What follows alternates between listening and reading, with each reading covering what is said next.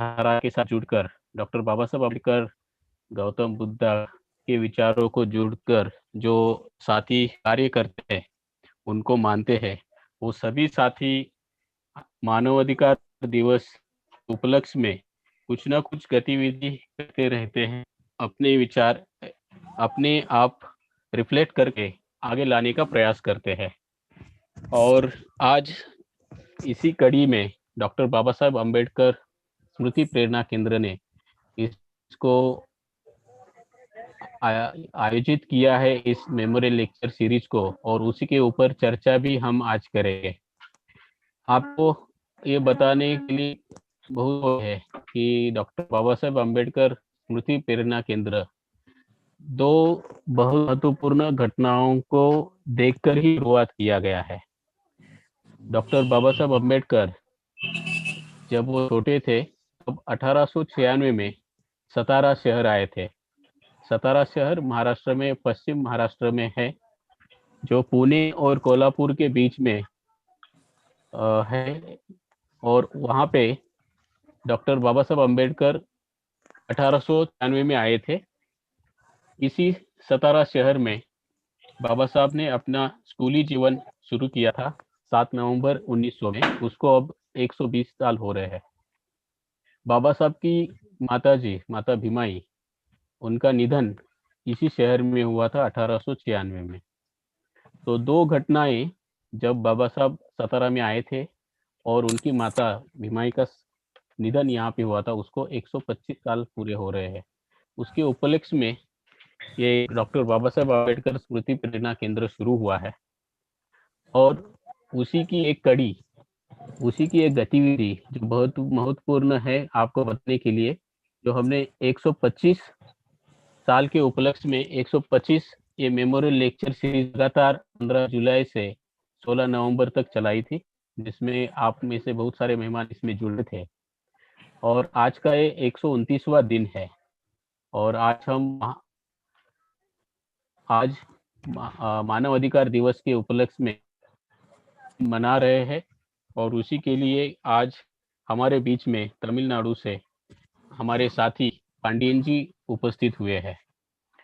उनका परिचय मैं संक्षिप्त में दे दूं तो वो 2002 से आज लगातार मानवाधिकार के क्षेत्र में कार्य कर रहे हैं। महत्वपूर्ण ये बात है कि वो पिछले 2002 से अभी तक अंतरराष्ट्रीय स्तर से गांव लेवल तक जो भी गतिविधियां होती है मानवाधिकार के बारे, उसमें वो अपनी भूमिका बहुत अच्छी तरह से निभा रहे हैं। उन्होंने इंटरनेशनल जो सेमिनार से, प्रशिक्षण से, उसमें अपनी बहुत महत्वपूर्ण भूमिकाएं निभाई है। इंस्टीट्यूट ऑफ सोशल स्टडीज जो नीदरलैंड में है, उसमें उन्होंने पहली बार अपना जो प्रशिक्षण है वो लिया था, जो development, law and social justice के बारे में था। उसके बाद लगातार वो अलग अलग प्रशिक्षण केंद्र में जुड़े हैं। अभी फिलहाल ही उन्होंने इंटरनेशनल विजिटर्स लीडरशिप प्रोग्राम में लगभग 1 महीना अमेरिका की जो सिविल राइट्स मूवमेंट है, साथ ही साथ क्रिमिनल जस्टिस सिस्टम है, उसको स्टडी करने के लिए वो जुड़ गए थे वहाँ पे। और साथ ही साथ बर्लिन में उन्होंने ह्यूमैनिटेरियन रिस्पॉन्स किस तरह से होता है, उसके बारे में भी अपना पेपर प्रेजेंट किया था। काठमांडू में भी उन्होंने अलग अलग प्रकार की जो पीस बिल्डिंग होती है, शांतिमय प्रक्रिया क्या हो सकती है, उसमें उसके लिए भी उन्होंने अपना भूमिका अपनाया था अच्छी तरह से। वो खुद एक एमएसडब्ल्यू भी किए हैं और साथ ही साथ लॉयर भी है, एक वकील के रूप में भी अपनी भूमिका अच्छी तरह से निभाते हैं। दलित फाउंडेशन, पीपल्स वॉच, सेसी, ये संस्थाओं के साथ जुड़कर उन्होंने बहुत अच्छी तरह से दलित आंदोलन के लिए कार्य किया है। और साथ ही साथ अलग अलग कार्यक्रम जो होते हैं ह्यूमन राइट्स के बारे में, उसमें भी अपनी भूमिका निभाए। महत्वपूर्ण ये है कि अभी तक उन्होंने लगभग 600 के करीब दलित एट्रोसिटी के केसेस में फैक्ट फाइंडिंग किया है। और साथ ही साथ राज्य स्तर से राष्ट्रीय स्तर तक उसके एडवोकेसी की है, उसकी पैरवी की है। उन्होंने अलग अलग जो ट्रेनिंग्स है, मैनुअल्स है, मानवाधिकार के बारे में कार्यकर्ताओं को तैयार करने के लिए जो ट्रेनिंग प्रोग्राम्स होते हैं उसके मैनुअल्स डेवलप किए हैं, जो खासकर बच्चों के साथ, दलित समुदाय के साथ, आदिवासी समुदाय के साथ किस तरीके से हम अपनी पैरवी कर सकते हैं उसके लिए बहुत अच्छी तरह से साबित हो रहे हैं। उन्होंने लगातार 2005 से आज तक एट्रोसिटी एक्ट के ऊपर स्टेटस रिपोर्ट पब्लिश किया है। उनके जो किताबें हैं, लिविंग वल्नरेबल बिहाइंड जो किताब है वो तमिलनाडु और चेन्नई में जो बाढ़ आया था उसमें दलित समुदाय और आदिवासी समुदाय के ऊपर जिस तरीके से भेदभाव हुआ था उसके बारे में वो किताब लिखा था। सुनामी जब तमिलनाडु में आया था 2004 में, तब से आज तक जितने भी नैसर्गिक आपदाएं आई है भारत में, उसमें दलितों के साथ साथ हो रहा भेदभाव, जातीय अत्याचार, उसके बारे में बहुत ठोस तरीके से उन्होंने कार्य किया है।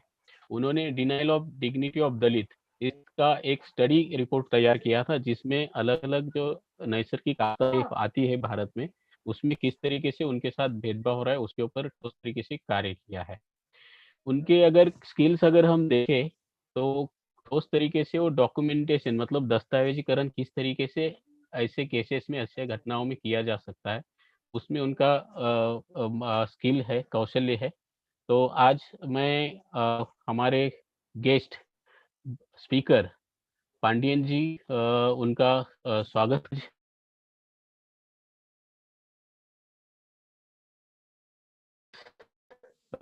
मेमोरियल लेक्चर सीरीज में वो आज यहाँ पे हाजिर है।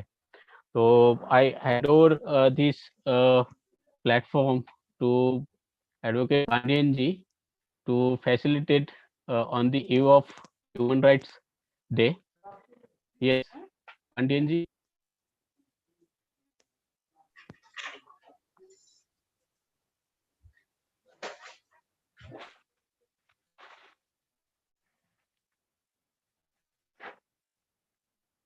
Hello.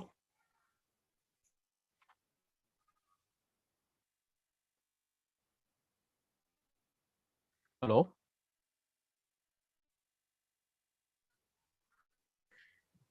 लगता है वो डिस्कनेक्ट हो गए हैं। नहीं, अच्छा पांडियन जी नहीं है। Let me take it. Pradeep, hello hello Pradeep, hello. Pradeep ऐकू येते का आवाज? सर आजचं जे पांड्यन सरांचं लेक्चर आहे ना, ते खूप म्हणजे इम्पॉर्टंट आहे आणि खूप महत्वाचं आहे.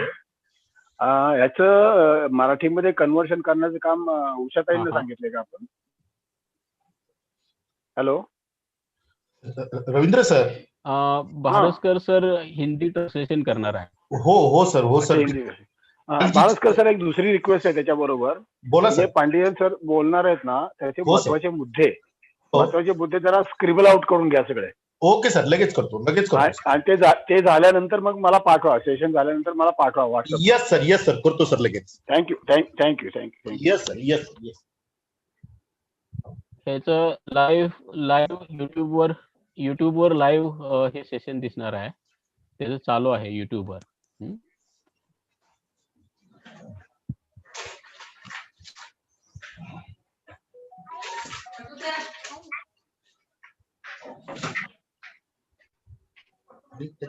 मी त्यांना संपर्क करतो.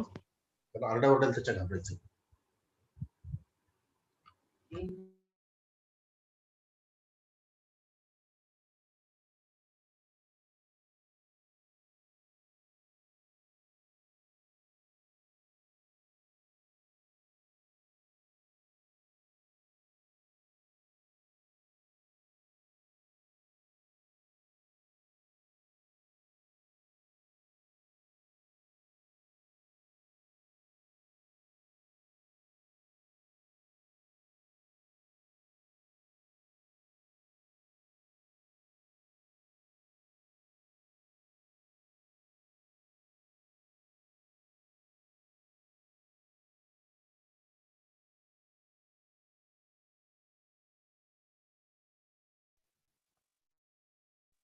हा माझा बोलणं झालं. ते जॉईन होत आहे. ते पुअर नेटवर्क आहे त्यांच्याकडे त्यामुळं. ओके.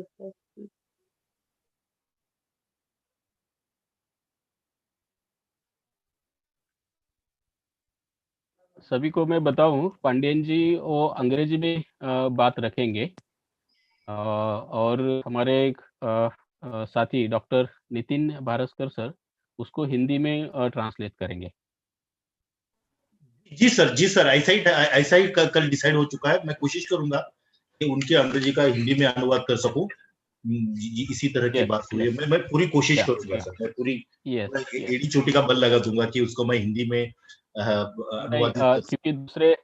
क्योंकि हाँ हाँ, क्योंकि दूसरे साथियों मैं को ज्वाइन करूँ सर? मालूम नहीं था, क्योंकि पांडियन जी हिंदी नहीं समझते हैं, तो कोई बात नहीं सर, कोई बात नहीं। अंग्रेजी में बात रखेंगे और उसका ट्रांसलेशन हिंदी में होगा। यस सर हमें उनकी यस, भावनाएं समझने के लिए किसी ज्वाइन हो भाषा गए की हैं। जरूरत नहीं पड़ेगी। Hello. Yes yes Jai Bhim, Pradeep. Yes, are you able? Yeah. Yes Now, yes can you hear me? Yes yes yes Yeah. Yeah Very sorry. There was some internet connection issue. I'm not sure that how much it will support me. In between something happened, then I'll able to connect for that. no problem. Now it's audible, and we are able to see you properly, so Yeah. no problem. Okay. Yeah, so we have already introduced you, Yeah. and there will be simultaneous translation in Hindi. Yeah. Okay. Yeah. Yeah, Okay. so there are people from I think from, I can able to see almost 19 states we have covered. Yeah, and Oh, great. still there are Great. people joining. Yeah. Great. Yeah. Yeah. Okay. Yeah, so you can speak, and then, you can finish one point and then stop, so that translation can be done in Hindi. Okay. Okay. Okay. Let's start. Yeah. या sir please So, please do start. so we Okay. formally welcome you in this. We Yeah. formally welcome you in this series on behalf of Yeah. Dr. Babasaheb Ambedkar Smriti Prerna Kendra. We welcome Okay. you in this series. Yeah. And we are happy to inform you that this is the 129th lecture series. We continuously, we did this series for 125 days, because Okay. we are celebrating 125th year of Okay. arrival of Dr. Babasaheb Ambedkar in Satara. Okay. So Yeah. that's how. Yeah. Okay. Okay. So let's start. You can start. No problem. Yeah. Yeah. Okay. Good Yes, evening, yes, yeah, Jai yeah. Bhim. And happy International Human Rights Day wishes to all of you. And Jai Bhim once again. And this is a very special day. I thank Dr. Babasaheb Ambedkar Smriti Prerna Kendra DBASPK for giving me this opportunity to join this grateful occasion to recall the importance of human rights in India, and also reaffirm our commitment to achieve equality and dignity with the spirit of Dr. Babasaheb Ambedkar. And this is a very right time we organize this online seminar on observing the International Human Rights Day, 10th December. And also this is a very special occasion, especially the organizers mentioned in the invitation. We observe 125th year of footstep of Dr. Babasaheb Ambedkar arrival at Satara, and the land of Satara became a flame of burning caste and caste-based discrimination in India. And it is a flame of burning inequality, and later it fueled with the spirit of equality raised by Baba Saheb. So on this context, the 10th December, the seminar organized from Satara, it is really meaningful with the present theme of the UN. The UN mentioned this year, the International Human Rights Day theme is Stand Up for Human Rights. So it really recall the every citizens of the country and all the human being across the globe to stand up for human rights. And the meaning of stand up for human rights really need to address the structural inequality based on the caste, race, religion, gender, etc., etc. When we say celebration of human rights, I think this is a very apt to celebrate or observe Human Rights Day in India. I think April 14 is the right day to observe Human Rights Day of India, because April 14 is the day reminding us the great icon of liberty, equality, dignity, justice and peace. And this is only one, our great leader, Dr. Babasaheb Ambedkar. And therefore, I remind here to observe India Human Rights Day would be on April 14th. So on this context, I really thank the Dr. Babasaheb Ambedkar Smriti Prerna Kendra for organizing this online seminar today. Friends, the 2020 UN theme on Human Rights Day, which recall, Sorry, please go. Sorry for, sorry to disturb you. There needs to be a translation in Hindi, so Please, you can please just go. Sorry, really sorry. complete your point and then we can have a translation. Yeah. Pandian sir, सबसे पहले जय Bhim sir. जय Bhim sir. जी sir, मुझे आपका मतलब ये मेरे लिए सही मायने में बहुत डिफिकल्ट जॉब है। आपकी भाषा और भावनाएं दोनों समझ के बाबा साहब के ऊपर हिंदी में उसको अनुवादित करना, मतलब ये बड़ी जिम्मेदारी की बात है। और मैं कोशिश करूंगा कि मैं इसको हिंदी में अच्छी तरह से अनुवादित करूं। जैसे कि सर ने शुरुआत ही जिस तरह से की हुई है, उनका मैं तो पूरी की पूरी चीजें नहीं कर सकूंगा भाषांतरित, लेकिन जो बहुत महत्वपूर्ण मुद्दे हैं, पॉइंट्स है, जैसे उन्होंने शुरुआत की कि उनको लगता है कि 14 अप्रैल सही मायने में दिन है जब हमें ह्यूमन राइट्स डे सेलिब्रेट करना चाहिए, या तो ऑब्जर्व करना चाहिए, मनाना चाहिए। उसके पीछे का उन्होंने कारण भी बताया। मतलब वो जिस तरह से उन्होंने शुरुआत की, उनका कारण यह था कि वो कहते हैं सही मायने में डॉक्टर बाबा साहब अम्बेडकर जो ह्यूमन राइट्स के ऊपर भरोसा करते थे, जो समता के ऊपर भरोसा करते थे, जिनके लिए मनुष्य ही सबसे बढ़कर था, इसीलिए 10 दिसंबर के बजाय अगर हम ये 14 अप्रैल को अगर करते हैं, 14 अप्रैल को करते हैं, इसके सही मायने में एक उसका मतलब निकलता है, या सही मायने में उसको एक तरह का हम मतलब दे सकते हैं। ये उनका जो प्रारंभ के भाषण में उन्होंने वक्तव्य में ये सब चीजें कही है। Thank you sir, over to you please. Thank you. So therefore, achieving human rights in India and our Dr. Babasaheb Ambedkar legally guaranteed achieving human rights, and he mentioned that create equal opportunity for the people who historically denied opportunities for several generations. And the equal opportunity only will help us to reach or attain the spirit of human rights. We call the equality of human being can be achieved through only creating equal opportunity. And the equal opportunity also will help us to address the entrenched and systematic form of discrimination and intergenerational inequalities, exclusion and caste-based discrimination. Therefore, our Babasaheb Dr. Ambedkar guaranteed the right to equality in the Indian Constitution. So the equality will achieve only through creating equal opportunity.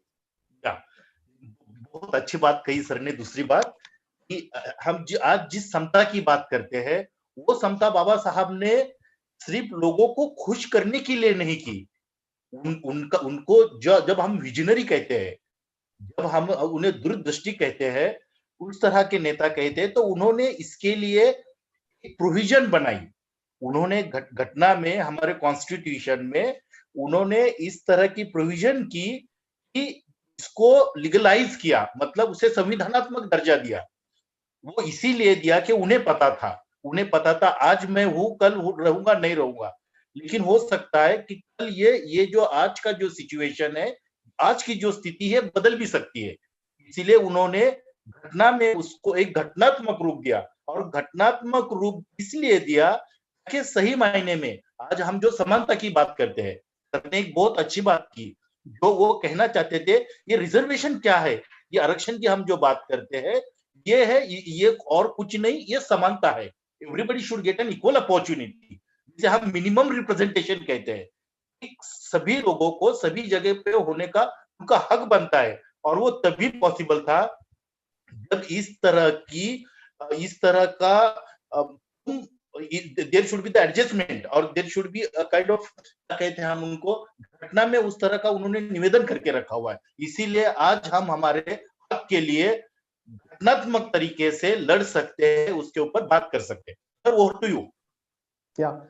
So friends, Human Rights Day observed in every year 10th December, and this is an important day which reminds that the 10th December was important day where the United Nations adopted the UDHR, United Nations, Universal Declaration of Human Rights in the United Nations General Assembly, and therefore the day 10th December marked as International Day of Human Rights. दिसंबर का खासियत यह है, आज के दिन में हम हमारे ह्यूमन राइट्स के ऊपर इसीलिए बात करते हैं, यूनाइटेड नेशन ने आज के दिन में इसे डिक्लेयर किया था। 10 दिसंबर को यूनाइटेड नेशन ने डिक्लेयर किया था कि ये दिन को आपको ह्यूमन राइट्स के ऊपर इसको ऑब्जर्व करना है, हमें इस दिन का पालन करना है एज अ मानवता हक दिन। क्या sir? Yeah, the Universal Declaration of Human Rights is a mother document of all the international conventions of the United Nations. Therefore, UDHR is very much important as like our Constitution. Constitution is a mother document, and the Constitution is the foundation of the sovereignty, democracy, and rule of law. Therefore, UDHR is a mother document at the International Human Rights Forum we call United Nations. And the UDHR, reaffirming the right to equality, liberty, justice, dignity, and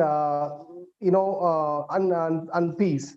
Therefore, UDHR is so much important. हमारे सभी मूलभूत अधिकार अगर आज किसी चीज के वजह से सुरक्षित है, वो हमारे घटना की वजह से, वो हमारे संविधान की वजह से, और सर ने उसके लिए बहुत अच्छा वर्ड इस्तेमाल किया है, लफ्ज इस्तेमाल किया है, जिसे उन्होंने मदर डॉक्यूमेंट कहा हुआ है। फर्स्ट टाइम मैंने ये वर्ड सुना हुआ है। मदर डॉक्यूमेंट का बहुत बड़ा मतलब होता है, जो सही मायने में अगर हमारे जितने भी हक आज हम बोलते हैं, सब के सब हमारे हक अगर आरक्षित है, अगर सेफ है, प्रोटेक्टेड है, वो just because of that mother document, और वो है हमारा संविधान। संविधान ने हमें एक तरह का स्वाभिमान दिया है, स्वाभिमान की वजह से आज हम इस दुनिया में, समाज में, सोसाइटी में बड़े स्वाभिमानता के साथ रहते हैं। Over to you. Yeah, UDHR is very much important when we looked at the gender equality, because the UDHR was drafted by the group of women, and the drafting committee was headed by a woman from the United States of America. Her name is Miss Eleanor Roosevelt. She was the chairperson of the drafting committee. She contributed along with the other members to brought this UDHR. Eleanor Roosevelt नाम की जो महिला थी, जब इस तरह का कोई प्रोग्राम बनने का जब कोशिश चल रही थी, या तो फिर लोग उसके ऊपर जब काम कर रहे थे, तो उन्होंने उसके लिए एक कमेटी का संगठन किया, और वो कमेटी का संगठन जब हुआ तो एलेनोर रूसवेल्ट नाम की जो महिला थी, वो महिला उसकी मुखिया बन गई, और उन्हें ये जिम्मेदारी दी थी, क्योंकि हमें अच्छी तरह से पता है जब हम ह्यूमन राइट्स की बात करते हैं, तो उसमें सबसे ज्यादा अगर किसी के साथ अगर नाइंसाफी होती है, तो वो एक महिला होती है, और उसके ऊपर अगर वो दलित महिला हुई, उसका जो एक्सप्लॉइटेशन होता है, या तो फिर उसके ऊपर जो अन्याय होता है उसकी मात्रा और ज्यादा होती है। Sir, over to you. Yeah, from India, and from India there was a women leader. Her name is Ms. Hansa Mehta. Was also part of the drafting committee, and she was contributed immensely, and she was the one who proclaimed the Article 1 of the Universal Declaration of Human Rights. It says, all human beings are born free and equal. So the first article of the UDHR is a contribution from India. And Hansa Mehta also contested in the election from Bombay constituency, in the independence. जब ये सब चल रहा था, ये committee जब बन रही थी, तो उसमें इंडिया से भी, भारत देश से भी हमारी एक महिला गई थी जिनका नाम था हंसा मेहता। और इसके अंदर हंसा मेहता जी का योगदान, बहुत बड़ा योगदान है। जिन्होंने अपने योगदान के दरमियान उन्होंने कहा कि हर इंसान जन्म से ही आजाद है। Man is free from the born itself. तो हमें जो आजादी मिलती है, वो आजादी हमारा जन्म सिद्ध हक है, कोई और हमारे ऊपर राज नहीं कर सकता। इसीलिए हंसा मेहता का उन हिसाब से बहुत महत्वपूर्ण रोल रहा है, बहुत बड़ा योगदान रहा है, क्योंकि उन्होंने फर्स्ट टाइम ये कहा कि हम जन्म से ही आजाद है, हमें किसी और की गुलामी नहीं चाहिए, हम वो बर्दाश्त नहीं करेंगे। Sir, over to you.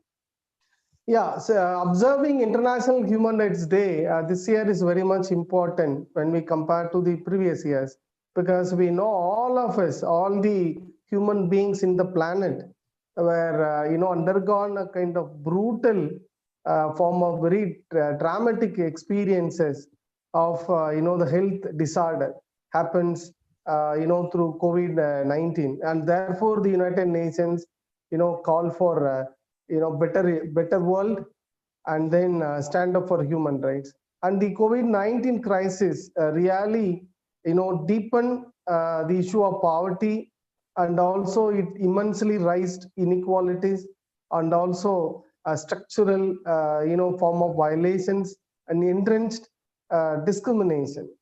And therefore, this year is very much important, and the UN call for everybody to stand up for human rights. Sir ने अपना ये जो पॉइंट था, ये बहुत अच्छी तरह से अभी का एक उदाहरण देके, एग्जांपल देके एक्सप्लेन किया हुआ है। उसके शुरू में उन्होंने कहा, ये धरती पर मनुष्य प्राणी ही एकमेव ऐसा प्राणी है जिसने बहुत बुरे दिन देखे, या तो फिर बहुत बुरी तरह के एक्सपीरियंस ने आए हैं बहुत पहले से, और उसको सपोर्टिंग में उन्होंने ये कहा, उसका एक अच्छा दाखला देते हुए उन्होंने कहा, ये जो कोविड सिचुएशन है, ये कोविड सिचुएशन के दरमियान सही मायने में हमें इंसान का जो महत्व है वो पता चला। तो ये बहुत बुरी हालत थी कोविड सिचुएशन के दरमियान, कोविड के हालत के दरमियान, जब हमें मतलब कोविड के पहले हम एक दूसरे को उतना महत्व नहीं देते थे, लेकिन ये कोविड सिचुएशन ने एक इंसान की कीमत क्या होती है, क्या होनी चाहिए, वो अच्छी तरह से हमें समझ में आया। Over to you. Yeah. This year UN, call for equality and non-discrimination are core requirements to achieve human rights, and also it listed down four important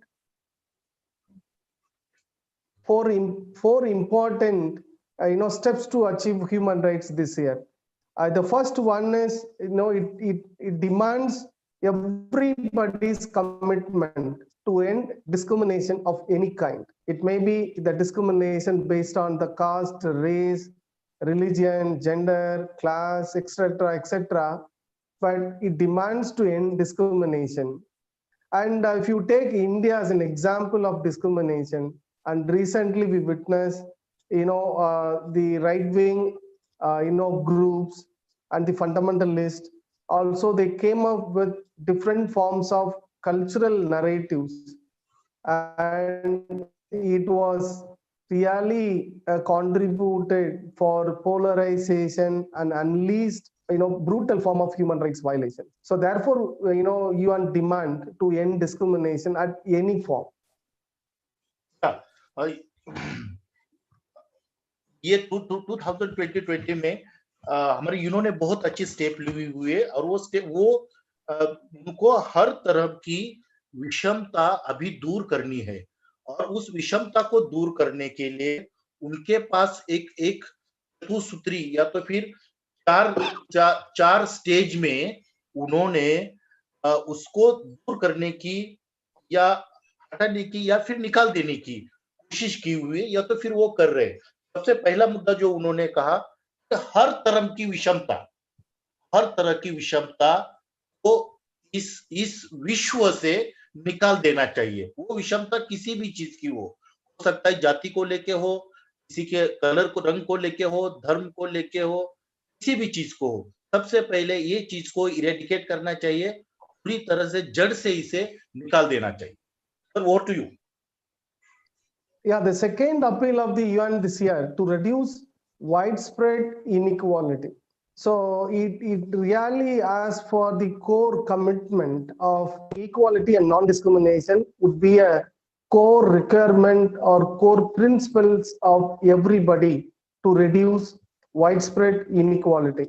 COVID-19 witnessed the widespread inequality based on caste, and there were a number of brutal forms of caste atrocities reported in every states in India. We can't forget, and many of very sensational incidents, violence, murder, rape, committed against Dalit, Adivasis, Muslims, and other marginalized sections of the society in India. Sir, only request is that I didn't get the meaning of widespread. Does it mean white scholar or No, does it has a different meaning? Widespread is increased. Increase. Okay. तो ये उनके अगले चरण में उन्होंने कहा कि इस हिंदुस्तान में हमारे पास बहुत सारे अभी उदाहरण ये है तो यहाँ पे सिर्फ दलितों के ऊपर नहीं, यहाँ पे मुस्लिमों के ऊपर भी अन्याय अत्याचार हो रहा है, यहाँ पे बलात्कार हो रहे, रेप जैसी घटनाएं हो रही है और अलग अलग रूप में ये जो इसकी जो मात्रा है, इसका जो परसेंटेज है, ये बढ़ते ही जा रहा है। ये किसी भी हालत में इसका कम होने का नाम नहीं हो रहा और हर तबके के लोग, the people from all the class and community are suffering equally. ये नहीं कि यहाँ पे हम डिस्क्रिमिनेट नहीं कर सकते अभी कि सिर्फ दलित ही लोगों के ऊपर बहुत अन्याय अत्याचार हो रहे, वो तो बस इसीलिए लोगों के समझ में आ रहे कि हर चीज को लेके जब कभी हमारे साथ नाइंसाफी होती है तो हम, जैसे हमें बाबा साहब ने सिखाया हुआ है कि हम उस चीज को लेके सवाल पूछते हैं। जैसे उन्होंने कहा था कि हमें सीखना चाहिए, संगठित होना चाहिए, इसीलिए हम संगठित होके उस चीज के अगेंस्ट में बात करते, इसीलिए हमारी चीजें लोगों के सामने जल्दी आ जाती है। लेकिन अभी भी इस समाज में बहुत तरह के लोग हैं जो अभी भी खुलकर बात नहीं करते, खुलकर सामने नहीं आते, लेकिन इसकी मात्रा अभी भी समाज में कम नहीं है। सब तरह के लोग इससे आज भी सफर हो रहे, उन्हें तकलीफ हो रही है। Sir, over to you. Yeah, also the third appeal of the UN this year to encourage the young people to participate, and the young people voices and all the voices of young people to be heard. This is another appeal of the United Nations. When we relate this appeal to India, we often witness our young children, our youth, are often discriminated in the educational institutions.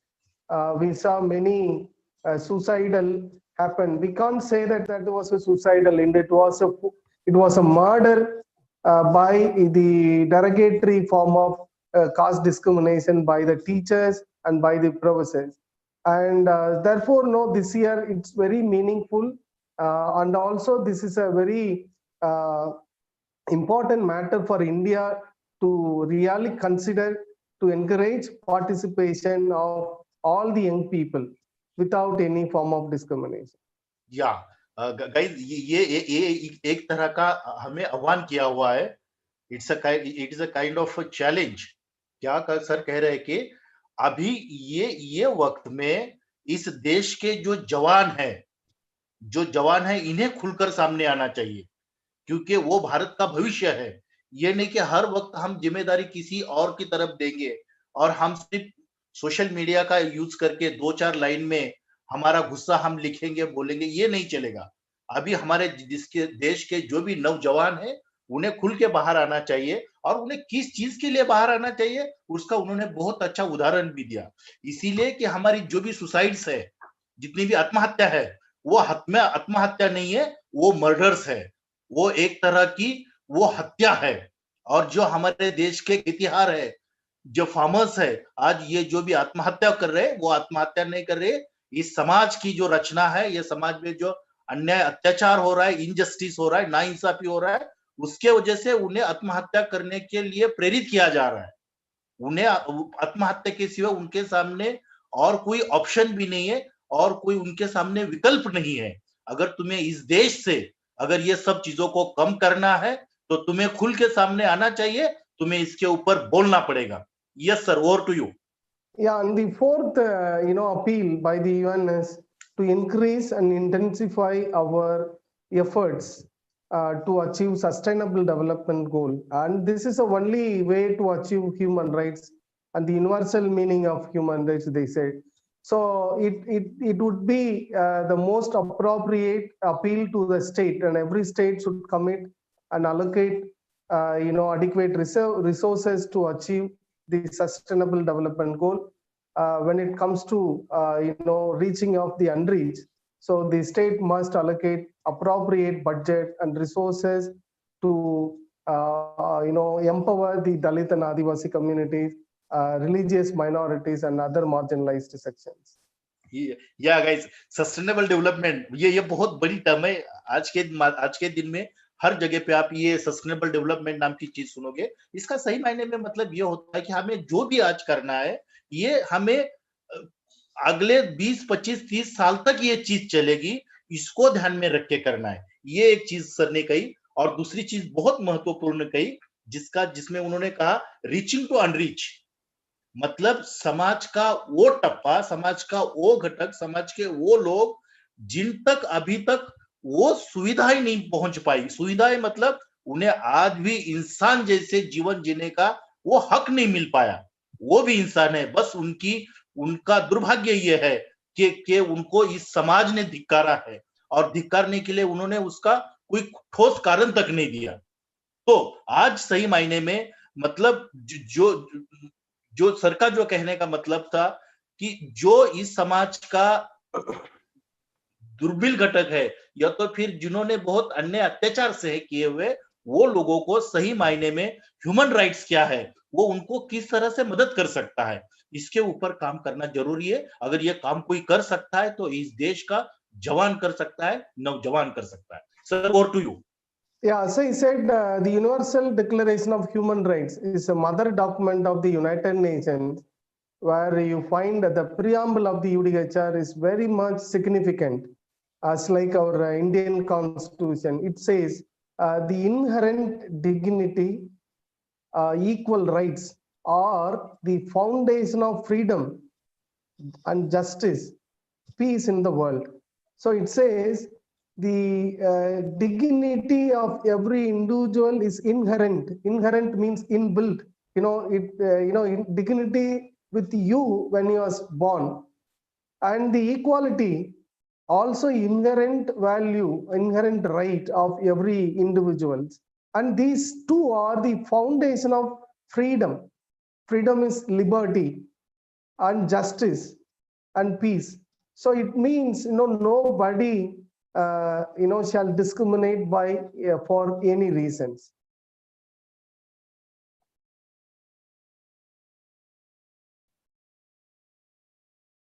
Hello. Yeah. Can you hear me? जी। यहाँ पे sir ने जो सबसे अच्छी बात की है, वो की है इंसान की गनीमा, डिग्निटी को हम गनीमा कहते हैं, जो उसका जन्मसिद्ध हक है। समता, इक्वालिटी सर जो बात करते हैं, इक्वालिटी का मतलब यहाँ पे होता है कि ठीक है, जो कहाँ पे भी जन्म लिया हो, कहाँ पे उसने जन्म लिया हो, लेकिन उसकी जो गनीमा है, उसका जो हक बनता है, उसका जो हक बनता है वो उसका जन्मसिद्ध हक है। उसके लिए उसे कोई अलग सी चीज करने की जरूरत नहीं है। अगर मुझे ग्रेजुएट बनना है तो अलग से मुझे स्कूल कॉलेज में जाके ग्रेजुएट में बनूंगा, लेकिन मुझे इंसान बनने के लिए किसी स्कूल कॉलेज में जाने की जरूरत नहीं है, वो मेरा जन्मसिद्ध हक है। Sir, over to you. Yeah, I just highlight some important article which is most relevant to the today's context of our country. The article 1 says all human beings are born free and equal in dignity. But whereas in India, when Dalit or Adivasi born, they're not born free, because when they born with condition. The condition was you should not do this and you should do this. So these are the two conditions. The Dalit and the Adivasi were assigned tasks, and they are assigned with some occupations, and they are prevented when they born in the society. They are prevented to access some of the things, like they're prevented to access education. They are prevented to choose their interesting occupations.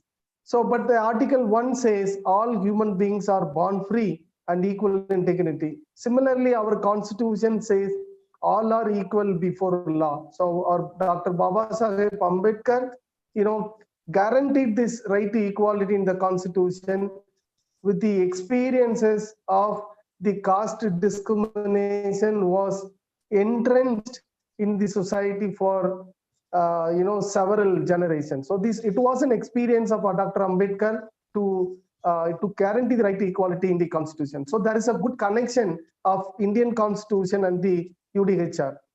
या sir ने भारतीय संविधान का हवाला देते हुए अनुच्छेद 1 का बहुत अच्छी तरह से हमें उसको एक्सप्लेन करने की कोशिश की हुई है, और उसको सपोर्टिव, उसको अपने पॉइंट ऑफ व्यू को उन्होंने हमारे सामने प्रस्तुत करने के लिए एक बहुत अच्छा, उन्होंने अभी के टाइम में रिसेंटली एक आर्टिकल पढ़ा हुआ था, उसका उन्होंने एक हवाला भी दिया। वो आर्टिकल में उन्होंने पढ़ा था कि हर इंसान जन्म से ही आजाद है, आजादी उसका जन्म सिद्ध हक है, लेकिन उस आजादी के जन्म सिद्ध आजादी के लिए हमारे दलित और हमारे आदिवासी इसके लिए एक अपवादात्मक जिंदगी जीते हैं। उसके लिए हम लोग एक्सेप्शन है। हम अपवाद इसीलिए है कि हम जब जन्मते हैं तो हम जन्मते नहीं है, हम जन्मते हैं, लेकिन जन्म से ही हमारे ऊपर बहुत सारी मर्यादाएं आती है।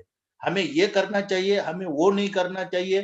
दुनिया भर के हमारे तरफ जन्म से ही हम बहुत सारी लिमिटेशंस आ जाती है, या तो फिर मर्यादाएं आ जाती है। तो इस चीज को लेके सर कहते हैं कि ये गलत होता है। अगर हमारे घटना ने, अगर हमारे संविधान में अगर ये सबको समानता का हक दिया हुआ है, तो फिर ये समाज कौन होता है? ये समाज कौन होता है जो हमारे ऊपर इस तरह की बंधन रखे, हम इस तरह की मर्यादा रखे? क्योंकि हिंदुस्तान, भारत देश एक आजाद देश है जो समाज के हित से नहीं चलता, ये संविधान से चलता है, और इस देश में वही चीजें होनी चाहिए जो इस देश के संविधान में लिखी हुई है। Sir, over to you. Yeah, similarly, Article 7 says, all are equal before law and entitled without any discrimination. So, Satara is one of the historical place where Dr. Babasaheb Ambedkar himself witnessed the discrimination when he was access to school education. So, he was prevented, he was discriminated in the school institute, in a school building. So, it was a land, being a witness for the caste-based discrimination against the architect of the Indian Constitution. So, the UDHR, it says everybody has entitlement without any discrimination. And also, if you see Indian Constitution also clearly guaranteed this right of entitlement of the socially weaker sections and scheduled castes and scheduled tribes. या कानून के सामने जो समानता है, कानून के सामने किसी तरह का भेद नहीं है। अगर मतलब उसे एक सिंगल विंडो प्रोग्राम भी कहते हैं। सर ने जो कहने की कोशिश की है वहां पे कानून के सामने कोई बड़ा नहीं है, कोई छोटा नहीं है। और इस बात को प्रस्तुत करने के लिए, एक्सप्लेन करने के लिए उन्होंने जो एग्जाम्पल दिया वो डॉक्टर बाबा साहब अम्बेडकर का व्यक्तिगत जीवन कर दिया। जो उस चीज के लिए सर हम अभी की हमारी जो जनरेशन है, मैं उसे बहुत फॉर्चुनेट कहूंगा, किस्मत वाला कहूंगा, इसीलिए कि ये टीवी सीरियल के माध्यम से हमें बहुत सारी चीजें देखने को मिली। और उसका एक अच्छा उदाहरण अगर हम यहाँ पे सर ने जो प्रस्तुत किया वो था जो सातारा में जो बाबा साहब को जो एग्जाम्पल आया, जो एक्सपीरियंस आया, जैसे कि वो कहते हैं अगर पानी एक है तो ये किसने बांटा, है ना, अगर पढ़ाई एक है तो इसको किसने बांटा, किसने कहा कि ये स्कूल में नहीं जा सकता, वो स्कूल में नहीं जा सकता। और उन्होंने एक बहुत अच्छा उदाहरण दिया यहाँ पे कि बाबा साहब को स्कूल में बहुत परेशानी हुई, यहाँ तक कि उन्हें बाकी बच्चों के साथ तक बैठने के लिए उन्हें उन्हें आजादी नहीं थी। उन्हें अपना बैठने के लिए भी, स्कूल में बैठने के लिए वहां पे जो जो भी कपड़ा था, जो भी वहां पे बैठने के लिए जो सुविधाएं की हुई थी, उसके ऊपर बाबा साहब को बैठने की अनुमति नहीं थी। उनको अपना खुद का कपड़ा लेके वो लाना था। और वो भी वो बाकी बच्चों के साथ नहीं बैठते थे, उन्हें और उनके भाइयों को स्कूल के बाहर बिठा दिया जाता था। Sir, over to you. Yeah, Article 8 says everybody has right to, have an effective legal remedy. In the Constitution, Babasaheb Ambedkar also guaranteed of the right to legal remedy under 32 of Indian Constitution. So you can always see the good connection of the UDHR and the Indian Constitution. Why I mention the right to legal remedy? Is it accessible to all, or is it equal to all in India? Friends, there are many human rights defenders were arrested under the UPA, related with the Pima Koregaon issue, and more than 16 prominent human rights defenders were arrested.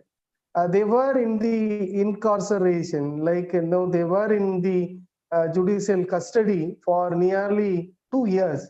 And recently, a senior Catholic priest, Father Stan Swami, 83-year-old father, was arrested along with other human rights defenders. They were in judicial custody nearly 2 years, but the journalist, Arnab Goswami, got a bail in the Supreme Court, whereas the prominent human rights defenders who committed their whole life for the people and the most marginalized community, for their liberty, justice, equality, and dignity, but these people still under the custody without getting a bail. Therefore, it is really important to see the situation of human rights in India. It's completely biased, and it was very selective rage, and it was a very selective affirm for one particular section of group, whereas majority of the people who was systematically denied all the fundamental right. या legal remedy को लेके दो बहुत अच्छे उदाहरण sir ने यहाँ पे प्रस्तुत किए हैं कि लीगल रेमेडी क्या चीज होती है और लीगल रेमेडी ह्यूमन राइट्स के साथ कितनी मिलती जुलती है, या तो फिर लीगल रेमेडी के सिवा ह्यूमन राइट्स का कोई पॉइंट नहीं है। और इस अपने मुद्दे को उन्होंने प्रस्तुत करने के लिए जो दो बहुत अच्छे एग्जाम्पल दिए, उसमें से पहला एग्जाम्पल था अर्नब गोस्वामी नाम के जो संवाददाता है रिपब्लिक भारत नाम के टीवी चैनल के। अगर उन्हें सुप्रीम कोर्ट से बेल मिल सकती है, जमानत मिल सकती है, तो हमारे भीमा कोरेगांव में जो भी हुआ, उस भीमा कोरेगांव में जितने भी लोग शामिल थे, हमारे कार्यकर्ता जो शामिल थे, उन लोगों को अभी तक जमानत नहीं मिली। और उसके अलावा जमानत नहीं मिली वो बात अलग है, और उनके ऊपर अलग अलग तरह के चार्जेस भी रखे जा रहे हैं। उन्हें किसी को टेररिस्ट कहा जा रहा है, किसी को अलग तरह से टॉर्चर किया जा रहा है। इसका मतलब क्या हुआ? बाबा साहब ने जो हमें लीगल रेमेडी दी थी, everybody is equal before the law. अगर इस देश के प्रधानमंत्री का कोर्ट के सामने जो हक बनता है, उतना ही हक इस देश का एक लेमन का, एक सामान्य इंसान का बनता है। और उसी वजह से उसी घटना को आधार पर, संविधान को आधार बनाते हुए मैं बस सपोर्टिव बोल रहा हूँ सर ने जो कहा उसको, लेकिन ये सर ने नहीं कहा था, लेकिन ये चीज मेरे दिमाग में आई कि फर्स्ट टाइम भिवंडी नाम के शहर में, जो ठाणा जिला में है महाराष्ट्र में, राहुल गांधी जी को वहां पे अपना स्टेटमेंट देना पड़ा था। मतलब ये किसका एग्जाम्पल है? ये एग्जाम्पल है कि law equality before the law. Sir, over to you. Yeah, it goes on. There are many rights guaranteed under the UDHR. Similarly, there are many rights in the Indian Constitution guaranteed the fundamental rights or human rights. For example, we say the Article 18 of UDHR guaranteed the right to freedom of thought and right to freedom of religion. But in the context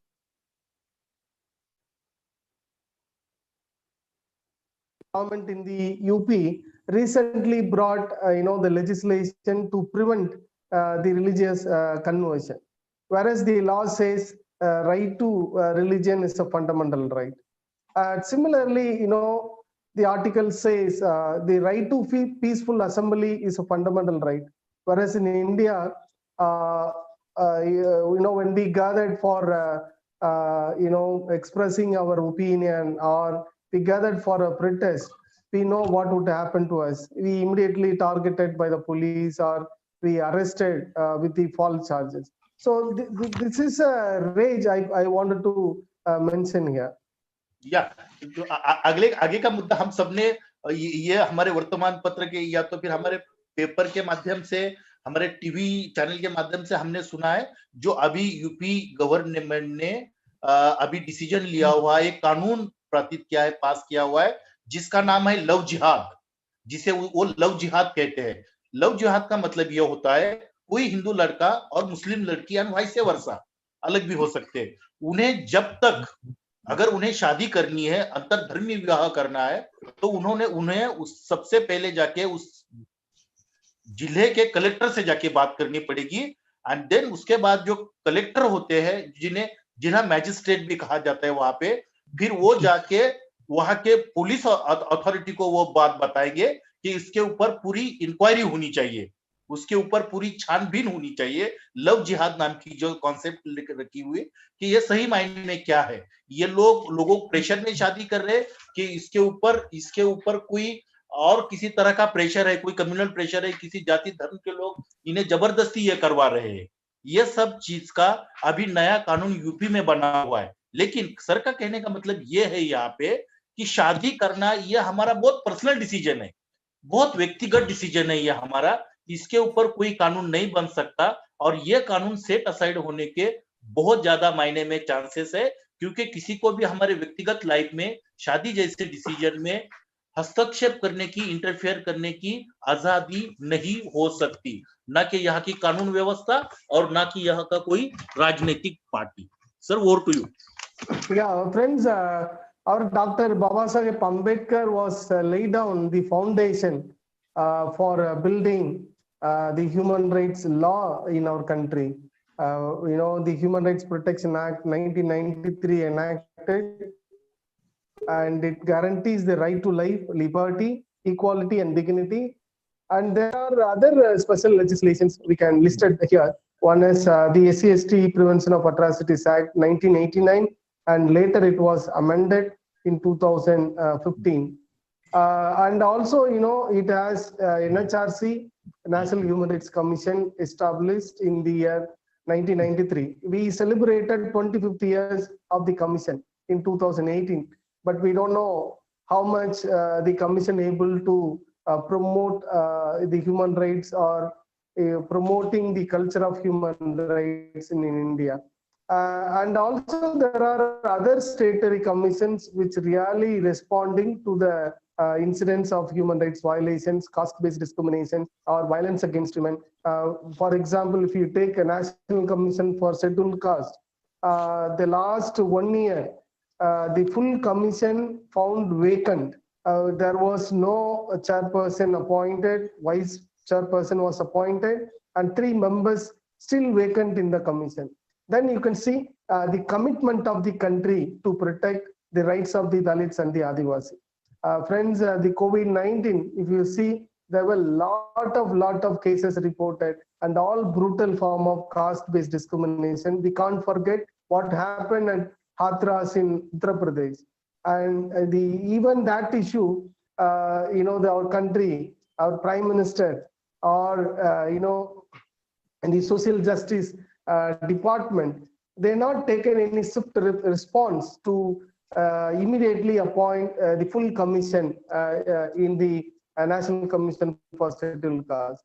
So this is clearly, it shows how much the state is committed to protect the rights of Dalits.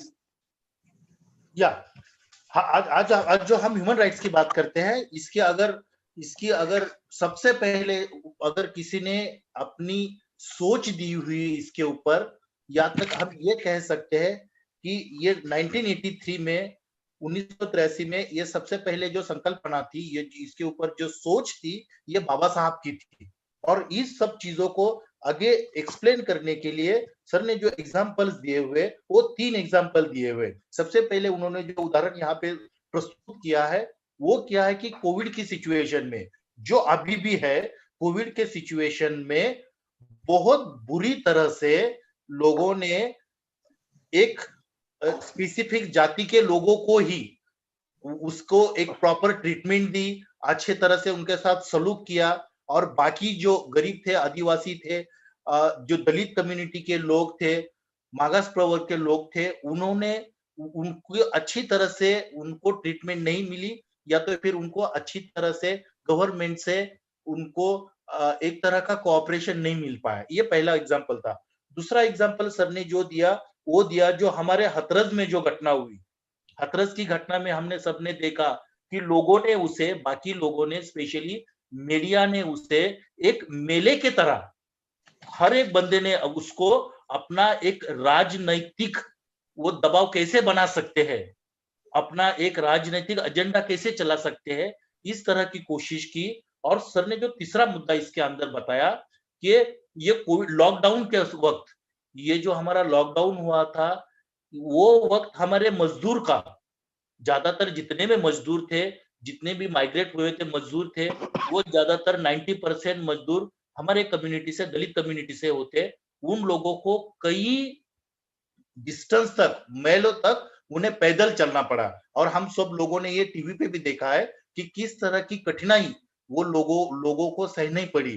छोटे छोटे बच्चों को लेके उन्हें पैदल चलना पड़ा। और उसका एक अच्छा उदाहरण ये भी है कि कम से कम 200 किलोमीटर मुंबई से एक लड़की, एक बिटिया अपने बीमार बाप को साइकिल पे बिठा के वहां तक साइकिल चलाती गई। मतलब इससे उससे बड़ा और एग्जाम्पल क्या हो सकता है, जहां पे एक 16, 17, 18 साल की लड़की को, बिटिया को अपने बीमार बाप को साइकिल पे लेके जाना पड़ा। और बहुत सारी लोगों को मरने के बाद भी उनको एम्बुलेंस तक नहीं मिल पाई, उनको साइकिल पे कोई लोग कंधा तक नहीं देते थे। तो ये सब चीजों का यही उदाहरण है कि आज में इस देश में बहुत बड़ी मायने में विषमता है। Sir, over to you. Yeah, when we come to the situation of human rights in India, we always see that there are two, greatest challenges to achieve human rights in India. One is the legitimate, oppression, and then the illegitimate forces are being the greatest challenge to achieve human rights in India.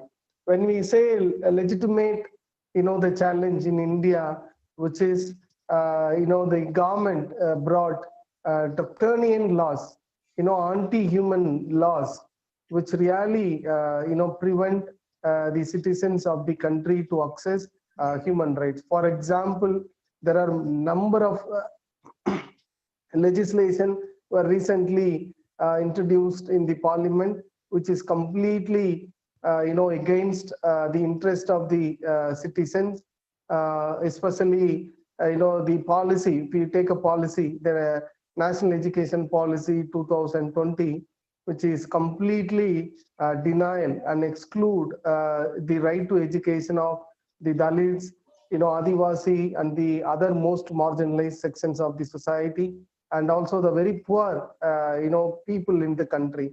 And similarly, if you see the CAA, the Citizens Amendment Act, and then also the UPA, the UPA is targeted the human rights defenders, civil society, minority leaders, whoever come and express their opinion against any government projects and plans, schemes, which is against the human interest, and they are notified or branded as the urban Naxals or anti-national. So these are one of the legitimate challenge the human rights defenders and the civil society and the citizens faced in India. Sir ने बहुत बहुत बड़े मायने में यहाँ पे अपनी चिंता व्यक्त की है, और वो चिंता का मुख्य कारण ये है कि इस देश की रक्षा जिन्हें करना चाहिए, जो इस देश के नेता अपने आप को कहते हैं, वही नेताजी पार्लियामेंट में बैठ के सामान्य लोगों के जो हक है, अधिकार है, उन्हें छीनने की कोशिश कर रहे हैं, और उन्हें सिर्फ छीन ही नहीं रहे बल्कि उस तरह के कानून बना रहे हैं जिस कानून के तहत हमें जो शिक्षा का अधिकार दिया हुआ है, दलितों को जो शिक्षा का अधिकार दिया है, गरीबों को जो शिक्षा का अधिकार दिया हुआ है, उस अधिकार को वो छीनना चाहते हैं, भले वो स्कॉलरशिप के फॉर्म रूप में हो या फिर वो फीस के रूप में हो, लेकिन कहीं ना कहीं ये कोशिश की जा रही है हमारे नए कानून के हिसाब से कि हम लोग वापस हमारे शिक्षा से, हमारे मूलभूत हक से वंचित रहे। और ये जो इस तरह का जो नाइंसाफ हो रहा है, सिर्फ यहाँ के सामान्य लोगों के साथ नहीं हो रहा है, बल्कि उनके साथ साथ हमारे देश के माइनॉरिटी नेताओं के साथ हो रहा है, गरीब समाज के साथ हो रहा है। Sir, over to you.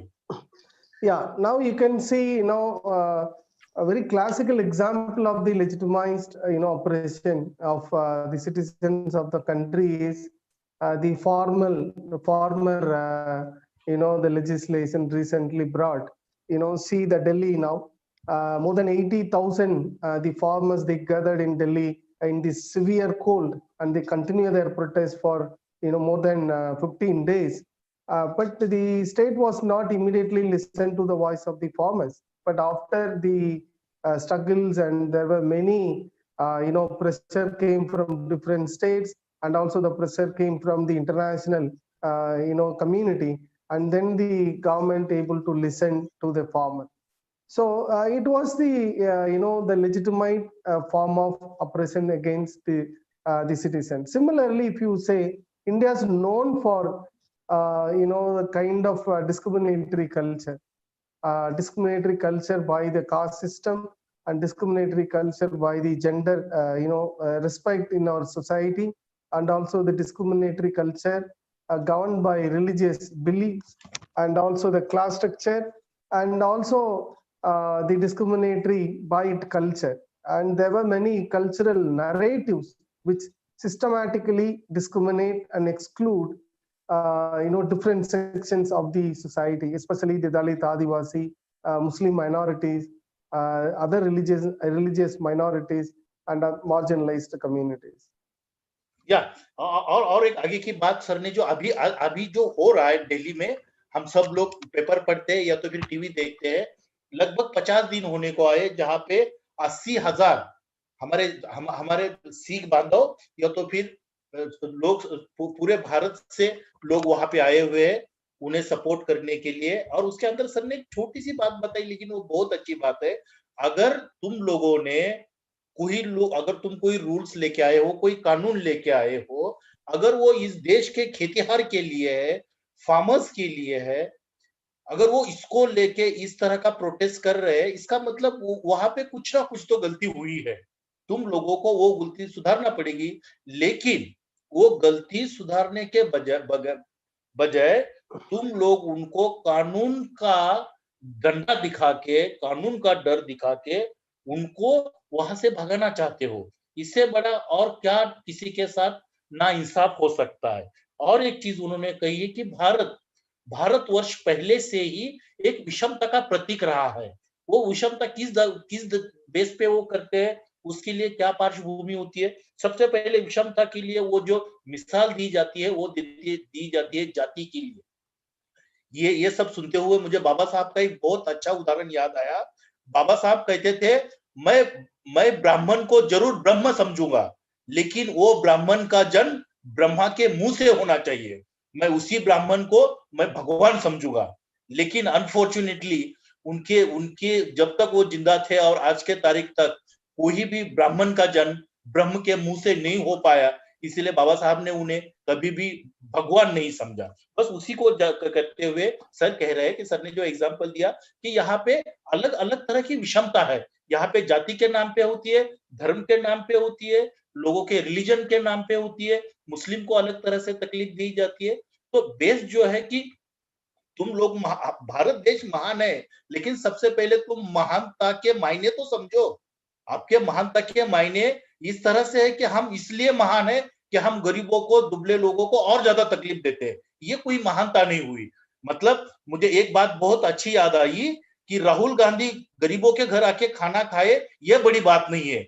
लेकिन इस देश में जिस दिन गरीब राहुल गांधी जैसा खाना खाए, राहुल गांधी जैसे रहे, सही मायने में उस दिन ये बहुत बड़ी बात हो जाएगी। Sir, over to you.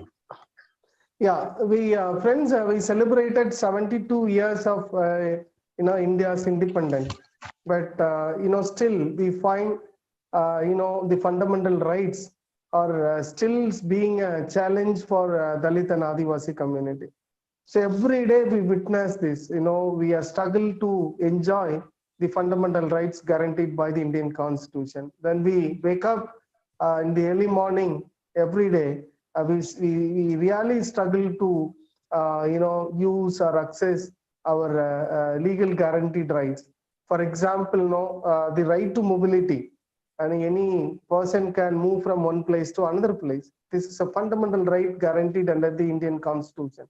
Whereas when it comes to Dalit, the right to mobility was prevented, and the Dalit or Adivasi cannot go beyond the border, which was determined by the so-called the caste Hindus in every villages or even in the urban places. We can't allow into access the public path, and we can't allow to enter into the caste Hindus villages still in many of the villages in India. Similarly, if you see, India still witness the caste-based discrimination and inequality. It was inbuilt evidence in India. The burial ground. Burial ground is the longest witness of inequality and caste-based discrimination in India.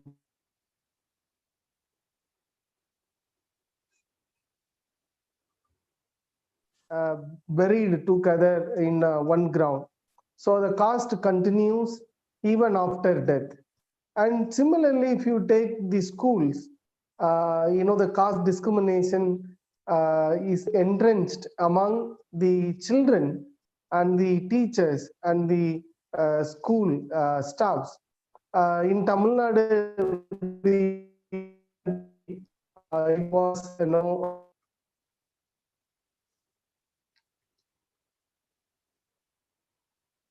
tied, the wristband which display their caste identity. It was deep rooted in the school institutions. And also still our elected representatives from the local self-governance not allowed to sit on the chair or forbidden to hoist national flag during the independence. Friends, we know that during this lockdown in Tamil Nadu, elected Dalit women representative was prevented to hoist national flag during the Independence Day observed in the Panchayat office. It was occurred in August 15th in Athupakam in Chennai. And followingly, there was another discriminatory issue was reported in Kadalur, where the Dalit Panchayat leader was forced to sit on the floor. And one of the tribal Panchayat president, the Sarpanch, was forced to dig, a graveyard for the non-Dalit person who died. So there were so many cases I can list it down how it was systematically the discrimination taken place against Dalit and Adivasi community. And I saw the newspaper yesterday, a Dalit youth was beaten to death in Madhya Pradesh when he was touched the food served in the feast. It was occurred in Kisanpur village of Madhya Pradesh. So there are so many cases and brutal forms of caste atrocities reported during the lockdown period, and we can say the last 1 year. it all the incident, if you go down and deeper, it always, the people not protested for anything, but the people are trying to assert their rights, assert their fundamental rights. Whenever the Dalit Adivasi community trying to assert their rights, and they were attacked and they were targeted and they were murdered, and the women are raped, and this is the situation we can see it in India. या ये बड़ा महत्वपूर्ण, sir ने बड़ी महत्वपूर्ण जानकारी दी। और ये जो जानकारी थी ये तमिलनाडु बेस्ड, तमिलनाडु इस राज्य की थी जिसके उन्होंने 4 उदाहरण दिए, और सही मायने में इंसान को शर्मनाक करने वाली इस तरह के ये चारों भी उदाहरण हैं, जिसमें उन्होंने सबसे पहले कहा कि आजादी के 72 साल के बाद भी किसी भी तरह की आजादी हमें नहीं मिली। इस देश के गरीब आदिवासी दलित जो भी है, आज भी वो आजादी से दूर है, उन्हें आजादी नहीं मिली। और इस उदाहरण को प्रस्तुत करने के लिए सर ने जो 4 एग्जाम्पल्स दिए तमिलनाडु राज्य के, वो बड़े दिल दहलाने वाले हैं। सबसे पहले उन्होंने कहा कि आज भी तमिलनाडु में जो छात्र है, जो स्कूल में जाने वाले विद्यार्थी है, उनके हाथ में एक तरह का पट्टा बांधा जाता है, एक तरह का बैंड बांधा जाता है, जिससे उसकी आसानी से पहचान हो जाए कि ये जो छात्र है, ये छात्र किसी आदिवासी दलित कम्युनिटी से आता है। ये एग्जाम्पल दिया। दूसरा उदाहरण उन्होंने जो दिया कि एक जो महिला थी, महिला राजनेता थी, महिला प्रतिनिधि जो थी, उन्हें आजादी के वक्त जिस झंडे को हम फैलाते हैं, वो भी अधिकार उसे नहीं दिया, हालांकि वो उसका संविधानात्मक हक था, फिर भी उसे उस हक से वंचित रखा। तीसरा उदाहरण जो दिया कि मीटिंग के वक्त, जो मीटिंग चल रही थी, उस मीटिंग में हमारे जो राजनेता थे, हमारे जो राज प्रतिनिधि थे, उन्हें चेयर पे बैठने के लिए तक, वो लोगों ने कुर्सी पर बैठने के लिए तक उन्होंने परमिशन नहीं दिया। उन्हें वो तक, मतलब वो राजनेता होने के बावजूद भी, चुन के आए थे वो, उसके बावजूद भी उन्हें वहां पे बैठने नहीं दिया।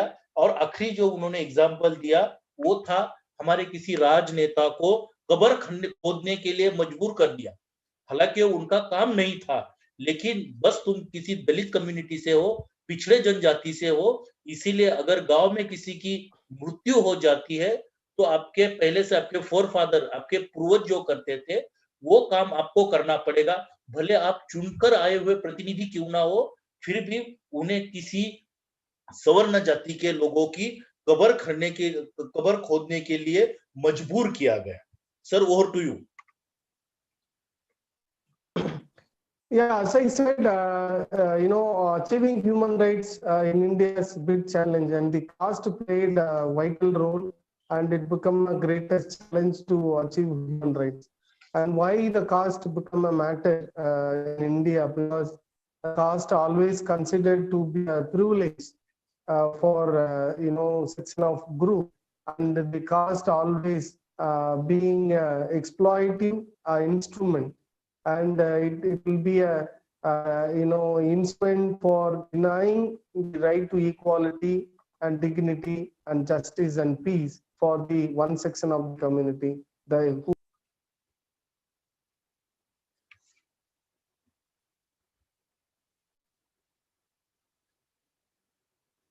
हेलो।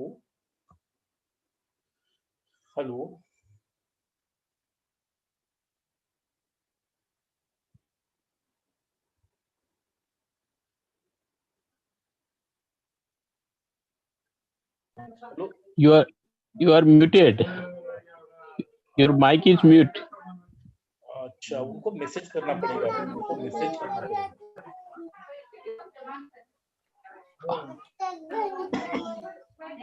Hello. Kindly unmute. पाटिया सर, आपको अनम्यूट करना पड़ेगा, आपका म्यूट हो चुका है sir.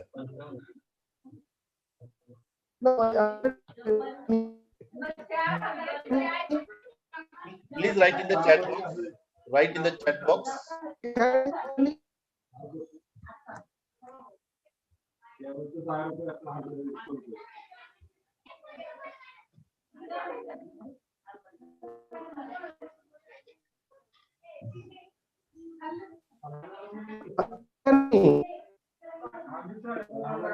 Hello, can you hear me? Hello? Yes. Pradeep, Yeah. can you hear me?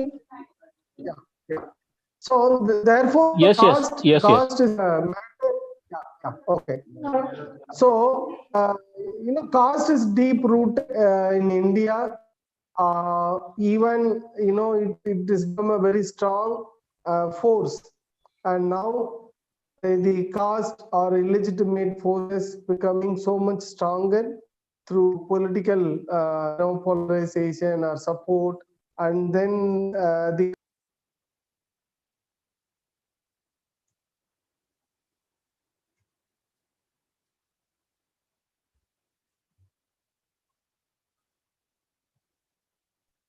it's become an important matters, become a hurdle to achieve human rights in India.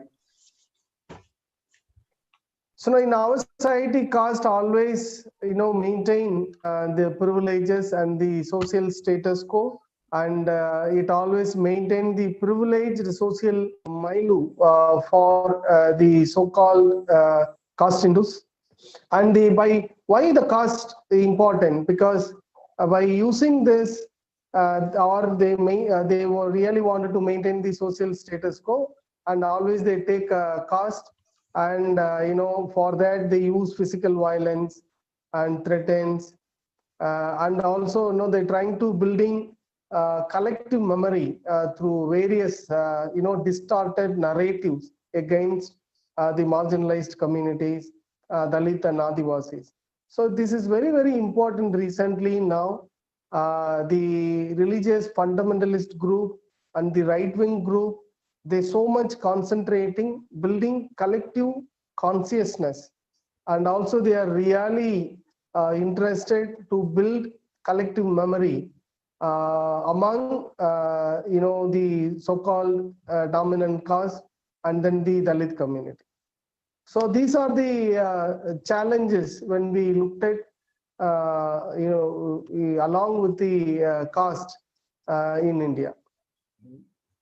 या तो ये अपने अपने कंक्लूडिंग सेशन में sir ने जो सबसे important चीज कही हुई है, हमने कहा जाति नाम की ये जो संकल्पना है, ये जो सोच है, इसकी जो रूट्स है, इसकी जो जड़ें है, ये समाज में बहुत गहरे जा चुके हैं, बहुत दूर तक जाके पहुंचे हैं, और इसका सबसे बड़ा उदाहरण हमें जो देखने को मिलता है वो है राजनीति। राजनीति में सबसे ज्यादा आज जो चल रहा है वो जाति धर्म पे चल रहा है। वो हम कहते हैं ना, मतलब सर जो कहना चाहते थे, you should cast your vote, don't vote to your caste. आज जो हमारे पास जो चलता है, राजनीति चलती है, वो जाति धर्म को देख के चलती है, और ये बड़ा सीरियस कंसर्न है। लोगों को इसके ऊपर उठ के, अगर सुपर नेशन बनाना चाहते हो, एक अच्छी कंट्री बनाना चाहते हो, तो इस देश में महानता के आपको सबसे पहली अपनी जो खुद ने जो डेफिनेशन बना के रखी है, जो संज्ञा बना के रखी है, वो संज्ञा आपको बदलनी पड़ेगी। जब तक इस देश का आखिरी इंसान, वो गरीब हो, वो दलित हो, वो पिछड़े जाति जनजाति का हो, जो भी हो, जब तक वो यहाँ पे शांति से अपना जीवन नहीं जी पाता, जब तक उसे मैं इंसान हूं और इंसान की तरह मैं जीवन जी नहीं पाता हूं, तब तक तुम किसी भी तरह के नेशन और सुपर नेशन की बात करने में कोई पॉइंट नहीं है, कोई मजा नहीं। Sir, over to you. As I said, India has a long history of inequality, and the inequality governed by caste. So the recent political trend in India, they really wanted to reaffirm the collective consciousness of the inequality built around the Indian society through religious narratives and the cultural narratives, beliefs, customs, and etc. And therefore, we should be very much vigilant on the cultural narratives which is seriously used against Dalit and Adivasi. For example, the non-vegetarian culture, vegetarian culture is which is very sensibly promoted among the majority of the community. So the purity, impurity plays a role. And these are all the factors collectively contribute to challenge the spirit of human rights in India. But our constitution says, after 1947 and then the 1950, when constitution was adopted in India, so it has changed the entire history of India. So the constitution really enables space for Dalit, Adivasi, Muslim minorities and the religious minorities to ensure their fundamental right, to ensure their inclusion from the exclusion. So the constitution is a mother document of human rights in India. So following constitution, there were several other special legislations were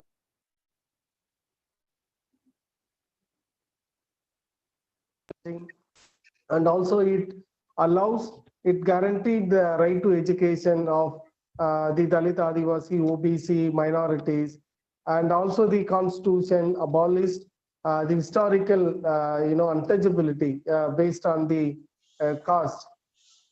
These are the very much strong ingredients from the Indian constitution contributed to build human rights culture in India.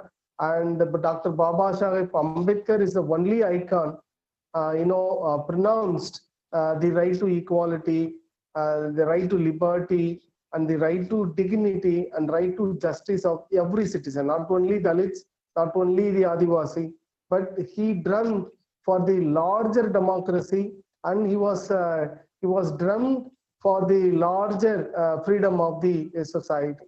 So therefore, Dr. Babasaheb Ambedkar is an icon of human rights in India. या एक चीज हम सबने महसूस की है सुनी हुई है सर के ये डिस्कोर्स के दरमियान, पहले से लेकर उनके पहले लाइन से लेकर आखिरी लाइन तक डॉक्टर बाबा साहब अम्बेडकर ने अपने संविधान के माध्यम से इस देश में जो समानता लाने की कोशिश की है, और वो उसके ऊपर सर का ज्यादा सर ने चीज को लेके शुरू से ही बहुत डिटेल में डिस्कस किया हुआ है। और उसके साथ साथ उन्होंने और एक बहुत महत्वपूर्ण चीज को एक्सप्लेन करने की कोशिश की, जो थी इस भारत देश में जो जाति नाम की ये जो संकल्पना है, ये बहुत पुरानी है, और आज के राजनेता आज के तारीख में भी इस जाति व्यवस्था को अलग अलग रूप में आज भी हमारे देश में लाने की कोशिश कर रहे हैं, जिसको लेके सर ने भले ही किसी राजनेता का नाम न लिया हो, लेकिन उन्होंने किसी के खाने की आदत पर, किसी का कोई वेज, कोई शाकाहारी है, कोई मांसाहारी है, इस तरह के एग्जाम्पल्स देके आज भी किसी जानवर के लिए इंसान को पीट कर उसकी हत्या की जाती है। आज भी गौ माता इस नाम के ऊपर इंसानों को मार दिया जाता है। ये सब चीजें बोली है, ये सही मायने में बहुत सीरियस कंसर्न है। लोगों को समझ में आना चाहिए कि तुम और कितने साल तक तुम यही जाति धर्म के नाम पर एक दूसरे को मारते रहोगे, मंदिर के नाम पे, मस्जिद के नाम पे, ये सब चीजों का हवाला देते हुए बहुत सीरियस कंसर्न उन्होंने बड़ी दुख की बात यहाँ पे जाहिर करने की कोशिश की है। अभी अगर हमें सही मायने में सुपर नेशन बनना है, बड़ा देश बनना है, तो हमें ये सब चीजों से बाहर आना पड़ेगा, ऊपर आना पड़ेगा, तभी जाके हम एक अच्छा देश बन सकेंगे, जहाँ पे सभी को समान मौके देने चाहिए, सब इक्वल अपॉर्चुनिटी देनी चाहिए। तब जाके हमें लगेगा, जब तक ये देश हमें एक्सेप्ट नहीं करेगा, स्वीकृत नहीं करेगा, तब तक हमें नहीं लगेगा हम भी इस देश का एक भाग है। इस देश ने हमें हमेशा हमारे साथ एक गलत व्यवहार किया है, एक दूजा भाव हमारे साथ किया हुआ है, और जो करने के लिए उनके पास कोई वैलिड रीजन नहीं है, जिसको कोई घटनात्मक अधिकार नहीं है। हमेशा किसी धर्म का नाम देके, किसी किताब का नाम देके उन्होंने हमारे साथ दूजा भाव किया हुआ है। इसलिए बाबा साहब हमेशा कहते थे कि इस दुनिया की कोई भी किताब भगवान ने नहीं लिखी है, जितनी भी किताबें लिखी हुई यहाँ के सब इंसानों ने लिखी है। अगर आज कोई इंसान कोई किताब लिखेगा, वो वही लिखेगा जितनी उसकी समझ में आई है, जितनी उसकी समझ है। इसीलिए वो उन सब चीजों को, जैसे अगर उन्होंने मनुस्मृति का दहन किया, उसके पीछे भी वही कारण था कि कोई भी इस दुनिया की किताब, विश्व की किताब, दो इंसानों के बीच में इस तरह का भाव नहीं कर सकती। बाबा साहब हमेशा कहते हैं, मैं उस धर्म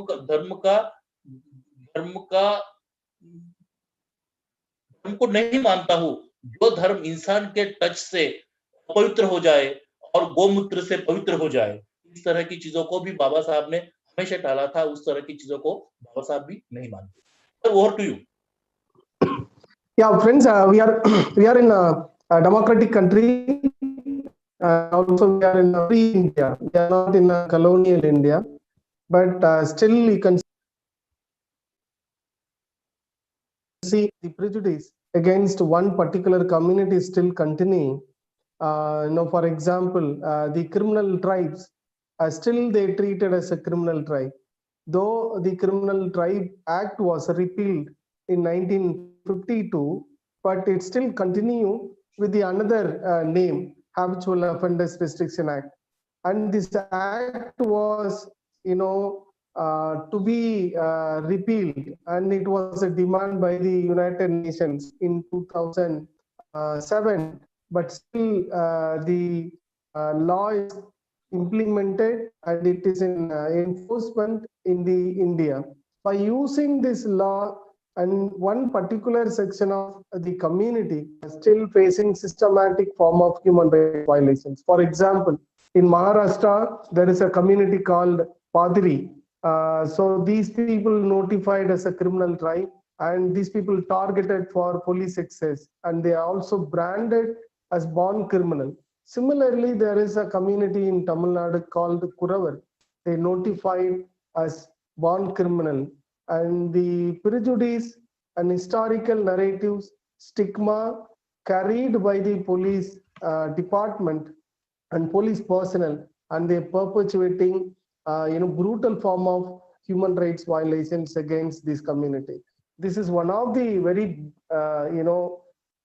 important issue need to be addressed in India when we are discussing the human rights in the day of International Human Rights Day.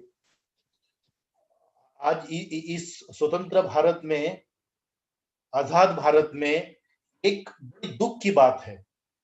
तो दुख की बात उन्होंने, जब इस देश पर अंग्रेज फिरंगियों का साम्राज्य था, वो टाइम उन्होंने जो लोग विद्रोह करते थे उन लोगों को, उन कम्युनिटियों को उन्होंने एक तरह की क्रिमिनल कम्युनिटी, मतलब ये लोग जो है इनके खून में ही चोरी करना, एक दूसरे का खून करना, लूट करना, ये सब ये जो जनजाति है, ये जनजाति की ये खासियत है। इस तरह से उन्होंने अलग अलग कैटेगरी में लोगों का विस्तार किया था, या तो फिर उन्हें अलग अलग से क्रिमिनल टाइप्स नाम दिया था। उसका मतलब ये होता है कि ये जनजाति के लोग हैं, वो पक्का ऐसा ही करेंगे। और उन्होंने उसके लिए बहुत अच्छा एग्जांपल दिया वेस्टर्न महाराष्ट्र का। Sir fortunately I am a product of western Maharashtra, और अपने जो नाम दिया, वो जो जनजाति का नाम है वो है पारधी। सर आज के मायने में अगर आज 10 दिसंबर है, तो आज भी वहां की जो भी महिलाएं हैं उनके ऊपर वहां के जो पुलिस ऑफिसर्स वगैरह होते हैं, वो जिस तरह का बर्ताव करते हैं, मतलब हम उसको सोच भी नहीं पाएंगे। जैसे कि हमारी कॉन्स्टिट्यूशन कहता है, you can not arrest the women after the sunset, और there should be a lady police officer, मतलब एक महिला अधिकारी होनी चाहिए। तो फिर शाम के वक्त किसी महिला को गिरफ्तार नहीं कर सकते, उन्हें गिरफ्तार करने के लिए महिला अफसर ही चाहिए। लेकिन लगता है वो हमारा वेस्टर्न महाराष्ट्र का पारधी समाज के लिए ये जो रूल्स एंड रेगुलेशन है, ये उनके लिए एप्लीकेबल नहीं है, वो उन्हें वहां पे लागू नहीं होता है। और सही मायने में सर आपने जो कहा, आजादी के 70 साल बाद कम से कम आज हमारे ऊपर फिरंगी राज नहीं करते हैं। हमें इस तरह का जो वो लोगों ने जो इस तरह के जो हालत बना के रखे हुए, वो हालत को हमें अभी सुधारना पड़ेगा, हमें ये चीज से बाहर आना पड़ेगा। इस तरह के जितने भी कानून है जो किसी जनजाति के साथ नाइंसाफ करते हैं, उनको हमें अभी निकालना पड़ेगा। ये बहुत बड़े जरूरी है। तो सबसे बड़े हमारे सामने यही चैलेंज है, यही एक टाइप का आह्वान है। Over to you. Yeah, so this is a very important issue actually. In Tamil Nadu, the atrocities are increased. So we were all, raised our voice against the U.S. Killing of the African American Mr. George Floyd in the U.S. In the same time, there was a police atrocity and then subsequent death of a person belonged to Kuravar community. And there was no huge voice raised by the civil liberty group or the common public or the media. Whereas it was a huge, voice for other human rights violations. And therefore, it always we find there is a selective, outrage for certain issues that need to be, seriously addressed. And also, if you take an example of Hathras, the Dalit young, girl was raped, and the whole villages they come together and with the support of accused, and it was a evident example of how the collective, the consciousness of the so-called dominant caste is deeply rooted in India. And therefore, I said, when we are talking about human rights and the caste, gender, equally plays, important role and is a hurdle for achieving human rights. So we need to commit ourselves to address the root of the issue. The root of the human rights violation issue in India is caste and gender. So we need to uproot these historical challenges for achieving human rights.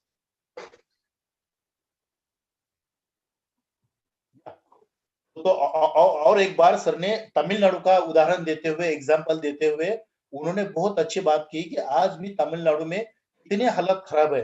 And sir ये चीज को explain करने के लिए I would just like to contribute the example of the novel written by Arundhati Roy, and the name is The God of Small Things.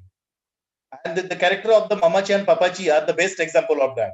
मतलब अगर हम में से, और उसका सभी मैं जिस बुक के बारे में उदाहरण दे रहा हूँ, जिस बुक का नाम है गॉड ऑफ स्मॉल थिंग, जो तमिलनाडु बेस लिखी हुई है, अरुंधति रॉय नाम के एक महिला लेखिका ने वो किताब लिखी हुई है, जिसके अंदर बहुत बुरी हालत जो आज भी है, साउथ में जो भी है, तमिलनाडु में जो भी चलता है, उसके बारे में उन्होंने उसका बहुत बारीकाई से, बहुत माइन्यूटली चीजें लिखी हुई है। तो जाके पता चलता है कि आज भी आजादी के 70-72 साल बाद भी आज हमारे देश की क्या हालत बनी हुई है। इसके साथ साथ सर ने और एक बार जो जिक्र किया, वो जिक्र किया हाथरस के घटना का, जहाँ पे एक दलित महिला के ऊपर अत्याचार अन्याय होने के बावजूद भी वहां के ठाकुर समुदाय के लोगों ने, ठाकुर समुदाय के लोग जो है वहां के, वो अपने आप को अपर कास्ट कहते हैं, वो लोगों ने सवर्ण जाति के कहते हैं, वो लोग पूरे की पूरे लोग, सभी पूरे उस गांव के लोग इकट्ठा हो गए, जुट गए, उन्होंने अपना संगठन दिखाया कि ये जो लड़की थी ये बदचलन थी। एक पॉइंट, दूसरा पॉइंट ये उन्होंने कहा कि उस लड़की के, वो लड़के के साथ पहले से गैर नाज संबंध थे, और तीसरी चीज ये कही कि ये लोग पैसे के लिए हमें मजबूर कर रहे, तो फिर वो हमें ब्लैकमेल कह रहे। और चौथी घटना वो लोग ये कहते थे कि जिस दिन ये घटना हुई, ये दुर्घटना हुई, ये रेप जो हुआ, उस वक्त वो लड़के शहर में, उस गांव में मजबूर नहीं थे, वो लोग वहां पे थे ही नहीं। मतलब इस तरह की चीजें बोल के वहां के ठाकुर समुदाय के जो लोग थे, उन्होंने अपना संगठन दिखा के ये घटना ही नहीं हुई, सिर्फ लोगों ने ही नहीं, अगर सामान्य लोग उस वहां के इस तरह की बातें करते, हरकतें करते तो हम समझ सकते थे, लेकिन वहां का पुलिस प्रशासन, वहां के अस्पताल, वहां के डॉक्टर्स, वहां के पॉलिटिकल लीडर्स, सभी किसी ने भी अपना काम ईमानदारी से नहीं किया, जिम्मेदारी के साथ नहीं किया। यहाँ तक के उसके जो वहां के जो डिस्ट्रिक्ट मजिस्ट्रेट थे, तो वायरल हुआ था, सब लोगों ने टीवी पे भी देखा था, वो जाके वहां पे उन्हें धमका रहे थे, ये मीडिया वाले तो आज रहेंगे, 2 दिन रहेंगे, लेकिन आपको जिंदगी भर यही गांव में रहना है, आपको इस तरह के आप कोई स्टेटमेंट मत दो, इस तरह का आप कोई मीडिया में बात मत दो, जो कल आपका जो एक बच्चा है उसके लिए प्रॉब्लम हो जाए और आपके भविष्य के लिए वो चीज खतरनाक हो जाए या तो फिर डेंजरस हो जाए। मतलब ओवरऑल सर ये कहना चाहते हैं, आज के तारीख में भी हाथरस के घटना को कितने दिन हो गए, 2-3 महीने पहले की घटना है, लेकिन आज भी हमारे देश की हालत बहुत खराब है, हमें किसी भी तरह की आजादी नहीं मिली, आज भी हमारे अंदर बहुत तरह की विषमता है, वो जाति धर्म नाव, और सबसे आखिरी जो उन्होंने कहा जेंडर और कास्ट, मतलब आज भी हमारे ऊपर एक दलित महिला डबल, मतलब 2 तरह से, मतलब she is a victim, she is a dual victim, मतलब एक तो वो दलित है इसीलिए वो विक्टिम है, and she is a soft target, is a very soft target in the sense लोगों को उसके ऊपर अन्य अत्याचार होने के बाद कॉग्निजेंस नाम की जो होता है उसका कॉग्निजेंस नहीं लिया जाता है, उनकी तकरार नहीं जाती है, कंप्लेंट नहीं ली जाती है। ये जो बहुत 2 सीरियस कंसर्न है, एक जाति जनजाति और दूसरी जिसे हम जेंडर कहते हैं, जिसे हम कोई लिंग भेद कहते हैं। Sir over to you. Yeah, friends, as I said, caste is a greater challenge to achieve human rights. That we are not saying that caste is a challenge for achieving human rights. The state itself will become a witness of how the caste is being a challenge for achieving human rights. For example, the National Crime Record Bureau, they release a report every year on the crime in India. When you come to the crime committed against Dalits, and every year it reports more than 45,000 cases reported in the police station. So 45,000 Dalits were targeted for caste discrimination, atrocities, murder, Dalit women are raped, the house was arsoned, and it was broken, the village was looted, and so many forms of atrocities reported every year. When you take the violence against Dalit women, and why I said that women are targeted by the mob, women are targeted by the dominant. If you take the violence against Dalit women, when you come to narrow down the particular the form of caste atrocities, if you take the rape alone, Rajasthan scored high number of cases reported. There were 554 Dalit women raped in 1 year. It was only reported data, but there would be a huge number of incidents may not be reported in the police station. Similarly, UP, it's shown 537 Dalit women were raped, and Madhya Pradesh 500.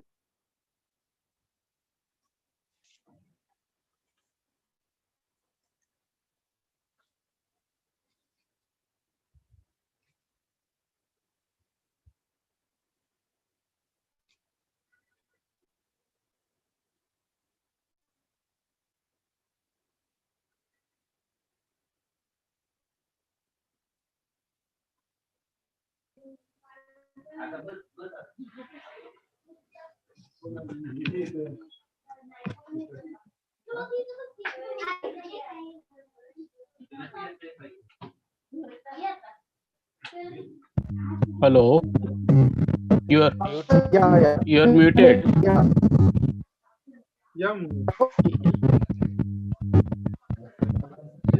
Hello. Yes. Yeah. You are audible. No problem. Yeah. And so,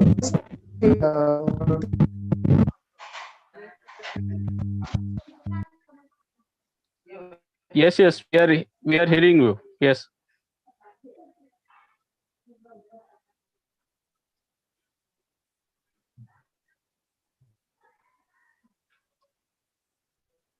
Hello.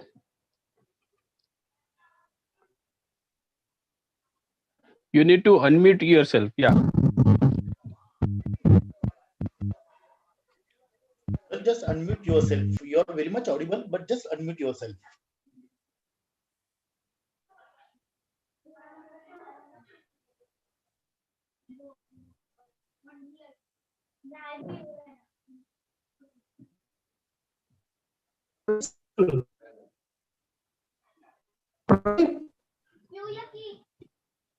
Yes, yes, Yeah. yes, yes. You are audible. Yeah. Go ahead. As I said, so we are not claiming that the India challenge human rights in the way of, but the state itself we have witnessed, every year NCRB release report where we found more than 45,000 cases reported of caste atrocities committed against Dalits. When it comes to women, the number is so high, especially the rate Dalit women, it increased a bit, especially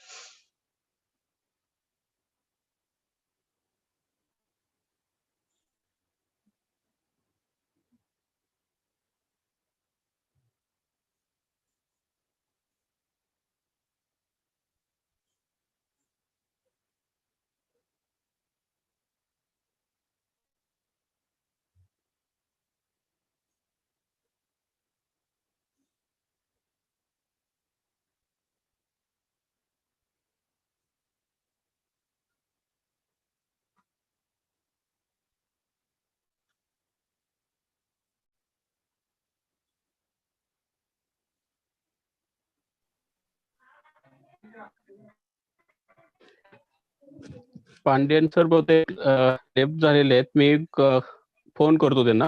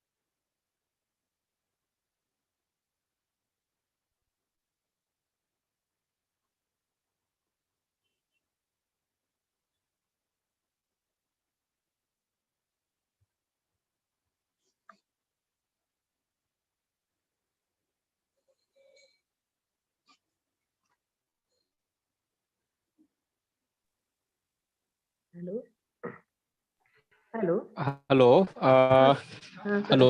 hello. हाँ, मैंने अभी संपर्क किया है, उनसे बात किया है. हेलो. ओके हाँ हाँ हाँ, मैंने अभी बात किया है, वो फिर से ज्वाइन हो रहे हैं. अच्छा हाँ, वो नेटवर्क के इश्यू की वजह से दिक्कत हो रही है, लेकिन अभी वो फिर से ज्वाइन हो रहे हैं. ओके सर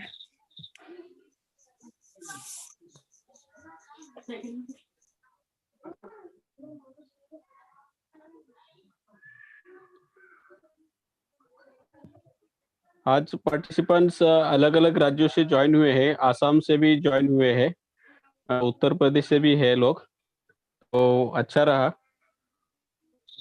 जी सर मैं असम से खुशी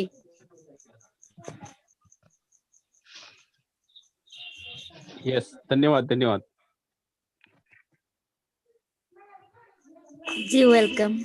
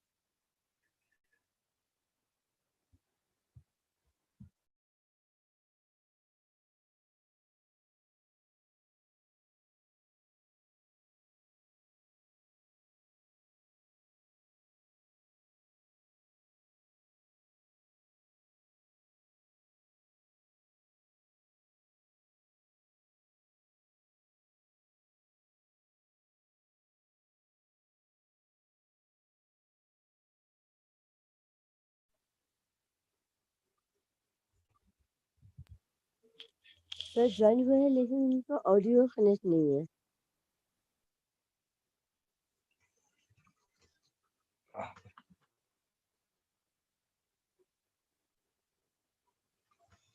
अभी मैडम हो सर। तब तक कल का प्रोग्राम जो भी है उसके बारे में डिस्कस कर लेते हैं ना, ऑलरेडी लेट हो रहा है तो जब तक सर ज्वाइन होते हैं तब तक कल के लिए डिस्कस कर लेते हैं ना, कल क्या करना है हमें। नहीं नहीं, कल तो कुछ सेशन नहीं है इसमें। कल अपना कोई सेशन नहीं है? नहीं नहीं, यहाँ पे तो नहीं है। Okay okay.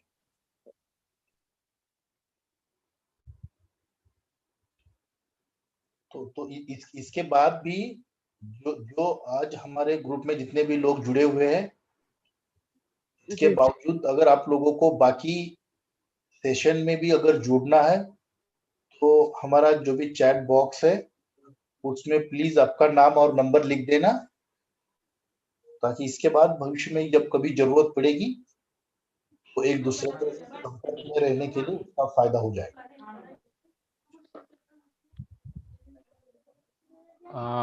मैंने अभी उनके साथ बात किया, उनका नेटवर्क का इशू है, वो इसके ज्वाइन नहीं हो पा रहे हैं, वो ट्राई कर रहे हैं, लेकिन मुझे लगता है हम कंक्लूड शुरू करेंगे। ज्वाइन हो गए हैं सर? हाँ यस ज्वाइन हो गए हैं। Yes sir, please go ahead.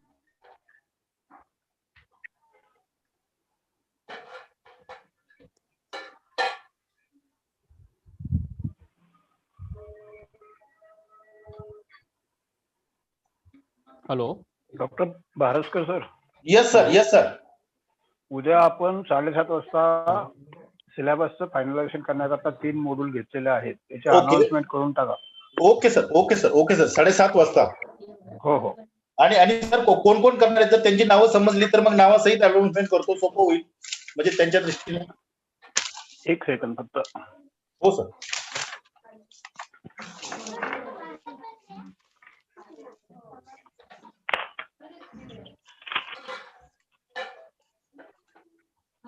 Human आणि सोशल डेव्हलपमेंट वर. ह्युमन अँड सोशल, एक second sir. Human and social development. Okay. Mahendra Pangal. Mahendra Pangal.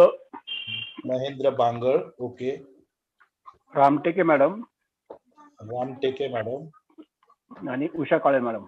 Ramteke madam आणि उषा काळे. ओके सर, एक झालं मॉड्यूल. दुसरं नेक्स्ट. दुसरं नेक्स्ट आहे social justice and social reality. Social justice and social reality. Okay. ये कौन कौन करणार आहे sir? Doctor Surve. Doctor Surve आणि doctor Yashwant Chaware. Doctor Yashwant. Okay. Okay sir. Third one. तिसरं मॉड्यूल आहे NGO development. NGO development. Okay. आणि management. Development and management. Okay sir. यामध्ये माधवी आहे. डॉक्टर माधवी. ओके. आरती कसबे. आरती कसबे. मनीषाताई चोकले.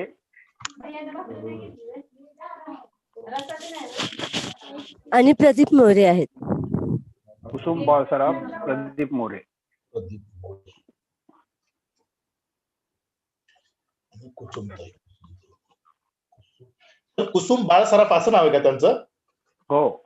कुसुम बाळ सराफ. Okay sir. करतो सर. Yes sir. जसं हे आपलं संपेल तसं अनाउन्समेंट करतो. सर ऐकले अनाउन्समेंट सगळ्यांनी? Okay okay, fine fine. मग काय प्रश्न असतो? मग काय प्रश्न? सगळे मेंबर्स आहेत. Yes yes yes yes.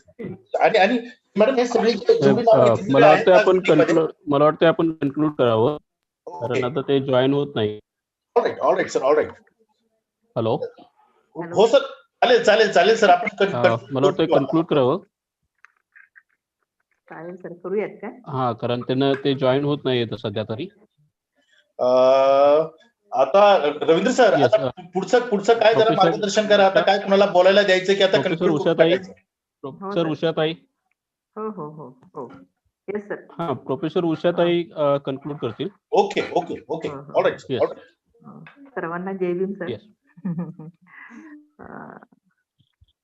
I am very thankful to Pandyan sir and who had explained the importance of the Human Rights Day. Just I would like to say about him that I will address to him that, sir, you have stressed on the birthday of in the beginning, you have stressed on the birthday of Dr. Babasaheb Ambedkar. In real sense, it is our Human Rights Day, and therefore he said that the Dr. Babasaheb Ambedkar is the real icon of the human rights in India. Sir, I would like to tell you that Dr. Babasaheb Ambedkar, in the annihilation of the caste, had been said that a person whose mind is not free, though he may not be in chains, is a slave, not a free man. One whose mind is not free, though he may not be in a person, is a prisoner, and not a free man. One whose mind is not free, though alive, is no better than dead. Freedom of mind is the proof of one's existence. Dr. Babasaheb Ambedkar had been said about the freedom of the mind in the alienation of the caste. In order to spread the message of the humanity and the equality, we celebrate the Human Rights Day once in a year on the day of the 10th December. Actually, this day is going to be started to celebrate from 1948. In real sense, Dr. Babasaheb Ambedkar also means Dr. Babasaheb Ambedkar also had started to write the constitution from 1940. That is, that drafting committee of the constitution in your country was established on the 9th December of the 1948, and this day, that is the 10th December, also is declared as the Human Rights Day by the United Nations. Mean the when sir told the mother document of the human rights, I thought that the declaration of the human rights mother document is the declaration of the Dr. Babasaheb Ambedkar thought. And I thought also that the human rights declaration is written by taking into account the atrocities in India, and therefore the human rights is equal to the thought of the Dr. Babasaheb Ambedkar. Sir has stressed the sir. I would like to tell the Nelson Mandela's declaration when it was declaration in 1948, who was the leading advocate of the common ideal. He says that to deny people their human rights is to challenge their very humanity. And sir has given all about the atrocities uh, in our country while telling about the human rights. Sir also has stressed on the sustained development, that he says that the importance should be given to the sustained development, and for the sustained development, the person should reach to the bottom. He also had addressed to the young people, and the teachers should participate to encourage the human right, and they should not commit the suicide. Particularly, the young people should not commit the suicide, but they should raise their voice against the injustice. Sir also has given about the treatment given to the Adivasis and the Dalit people in our country, that the Dalit people or the Adivasis were denied the various type of the rights in our country, but Dr. Babasaheb Ambedkar had given the equal rights to all the people. And I would like to tell you that Dr. Babasaheb Ambedkar had written the book, the Shudras, who they were, and why they were called as the Shudras. Similarly, sir has given the number of the examples of the caste discrimination which take place in our country. That particularly he has given the examples of the Tamil Nadu, that is how the children are treated because of the caste discrimination. Similarly, the women also of the particular caste of the downtrodden caste, how they are treated by the dominant caste. Sir has given the number of the example, not only from the Tamil Nadu, but from the Uttar Pradesh and from the various states also. Means such type of the examples when we heard, we remembered the atrocities which took place during the period of the Peshwa in our country, particularly in the Maharashtra, that the brooms were built behind the waist of the downtrodden people, that is the Shudras or the untouchables people. That the similarly the people they should not spit on the road, and therefore the pot was built around their neck. Means this was the atrocity which took place in our Maharashtra. So the same was remembered when he told the examples of the atrocities or the caste discrimination which took place in the Tamil Nadu and the various states. So the sir, I am very thankful to the Pandian sir that he had given the number of the examples, and he has explained the importance of the Human Rights Day.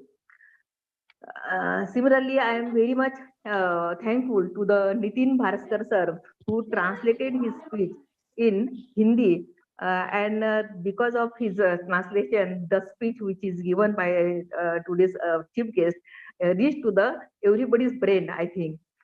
Similarly, he had suggested one of the books, that is The God of the Small Things, written by the Arundhati Roy also. So, sir, very, very thankful to you.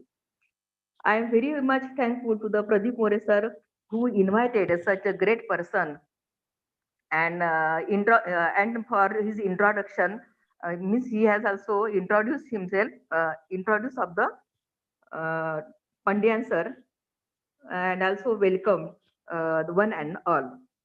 Similarly, here today, various people that is from various states, that is from Assam, Uttar Pradesh, Jharkhand, people are attending this webinar, and therefore I am very much thankful on behalf of the Dr. Babasaheb Ambedkar Smriti Prerna Kendra for attending this the important speech. And similarly, I am very thankful to all people, organizers like the Pradeep More sir, Suhas Chauhan sir, Ravindra Chauhan sir, Nitin Bharaskar sir, and all the people, Sindhutai Ramteke, Madhvi Kamre, that they have organized such a program on behalf of the Dr. Babasaheb Ambedkar Smriti Prerna Kendra.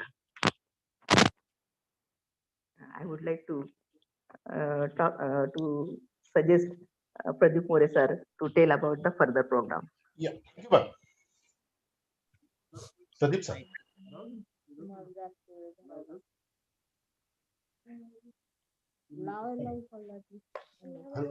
Hello Suhas sir आणखी काय आहे का? Thank you madam.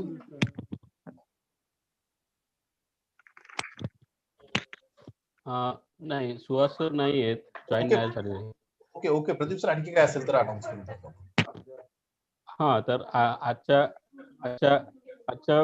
Actually माझं बोलणं झालं आत्ताशी पांडियन सरांशी. त्यांनी एक महत्वाची गोष्ट सांगितली की त्यांची राहिली सांगायची की महत्वाचं म्हणजे 2010 साली 15 ऑगस्टला 5 कार्यकर्त्यांना फॅक्ट फाइंडिंग करताना पोलिसांनी अरेस्ट केलेलं होतं एका पोलीस टॉर्चरच्या केसमध्ये.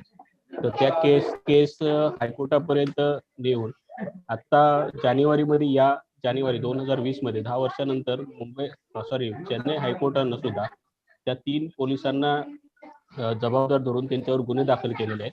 त्यांच्या कॉम्पेन्सेशन त्या 5ही कार्यकर्त्यांना दिलेले आहेत. त्यामध्ये एक अमेरिकन कार्यकर्ते सुद्धा होते. तर त्याचं पूर्ण फॉलोअप लीगल इंटरव्हेन्शन हे पांडियन सरांनी केलेलं आहे. हे खूप महत्वाचं आहे. हे त्यांना सांगायचं होतं ते आपल्या ह्याच्यामधून, आणि ते आता सध्या डिस्कनेक्टेड आहे. परंतु आपल्यासाठी खूप महत्वाचं आहे की एक गाव पातळीवरून आंतरराष्ट्रीय स्तरावर कार्य करणारा कार्यकर्ता आज आपल्याला लाभला पांडियन सरांच्या रूपाने. त्यांनी खूप चांगल्या पद्धतीनं दलित आंदोलनाबरोबरच मानवी हक्क चळवळ सदृढ करण्यासाठी काय काय करतात ते खूप चांगल्या पद्धतीने सांगितलेलं आहे. त्याबद्दल त्यांचं आभार, आणि आपण सगळे या ठिकाणी जोडलात, सगळ्यांचे खूप खूप आभार. धन्यवाद.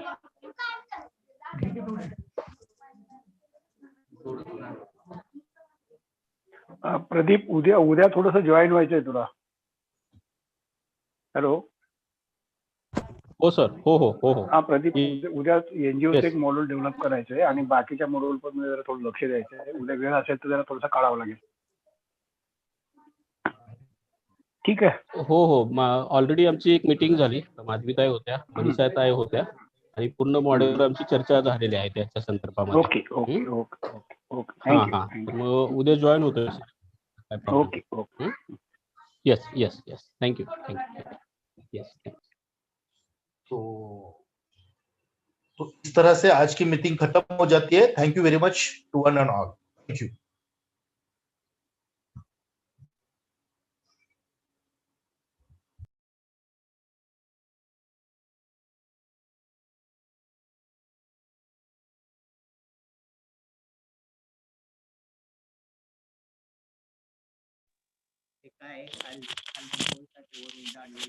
प्रदीप आप एंड कीजिए इस मीटिंग को.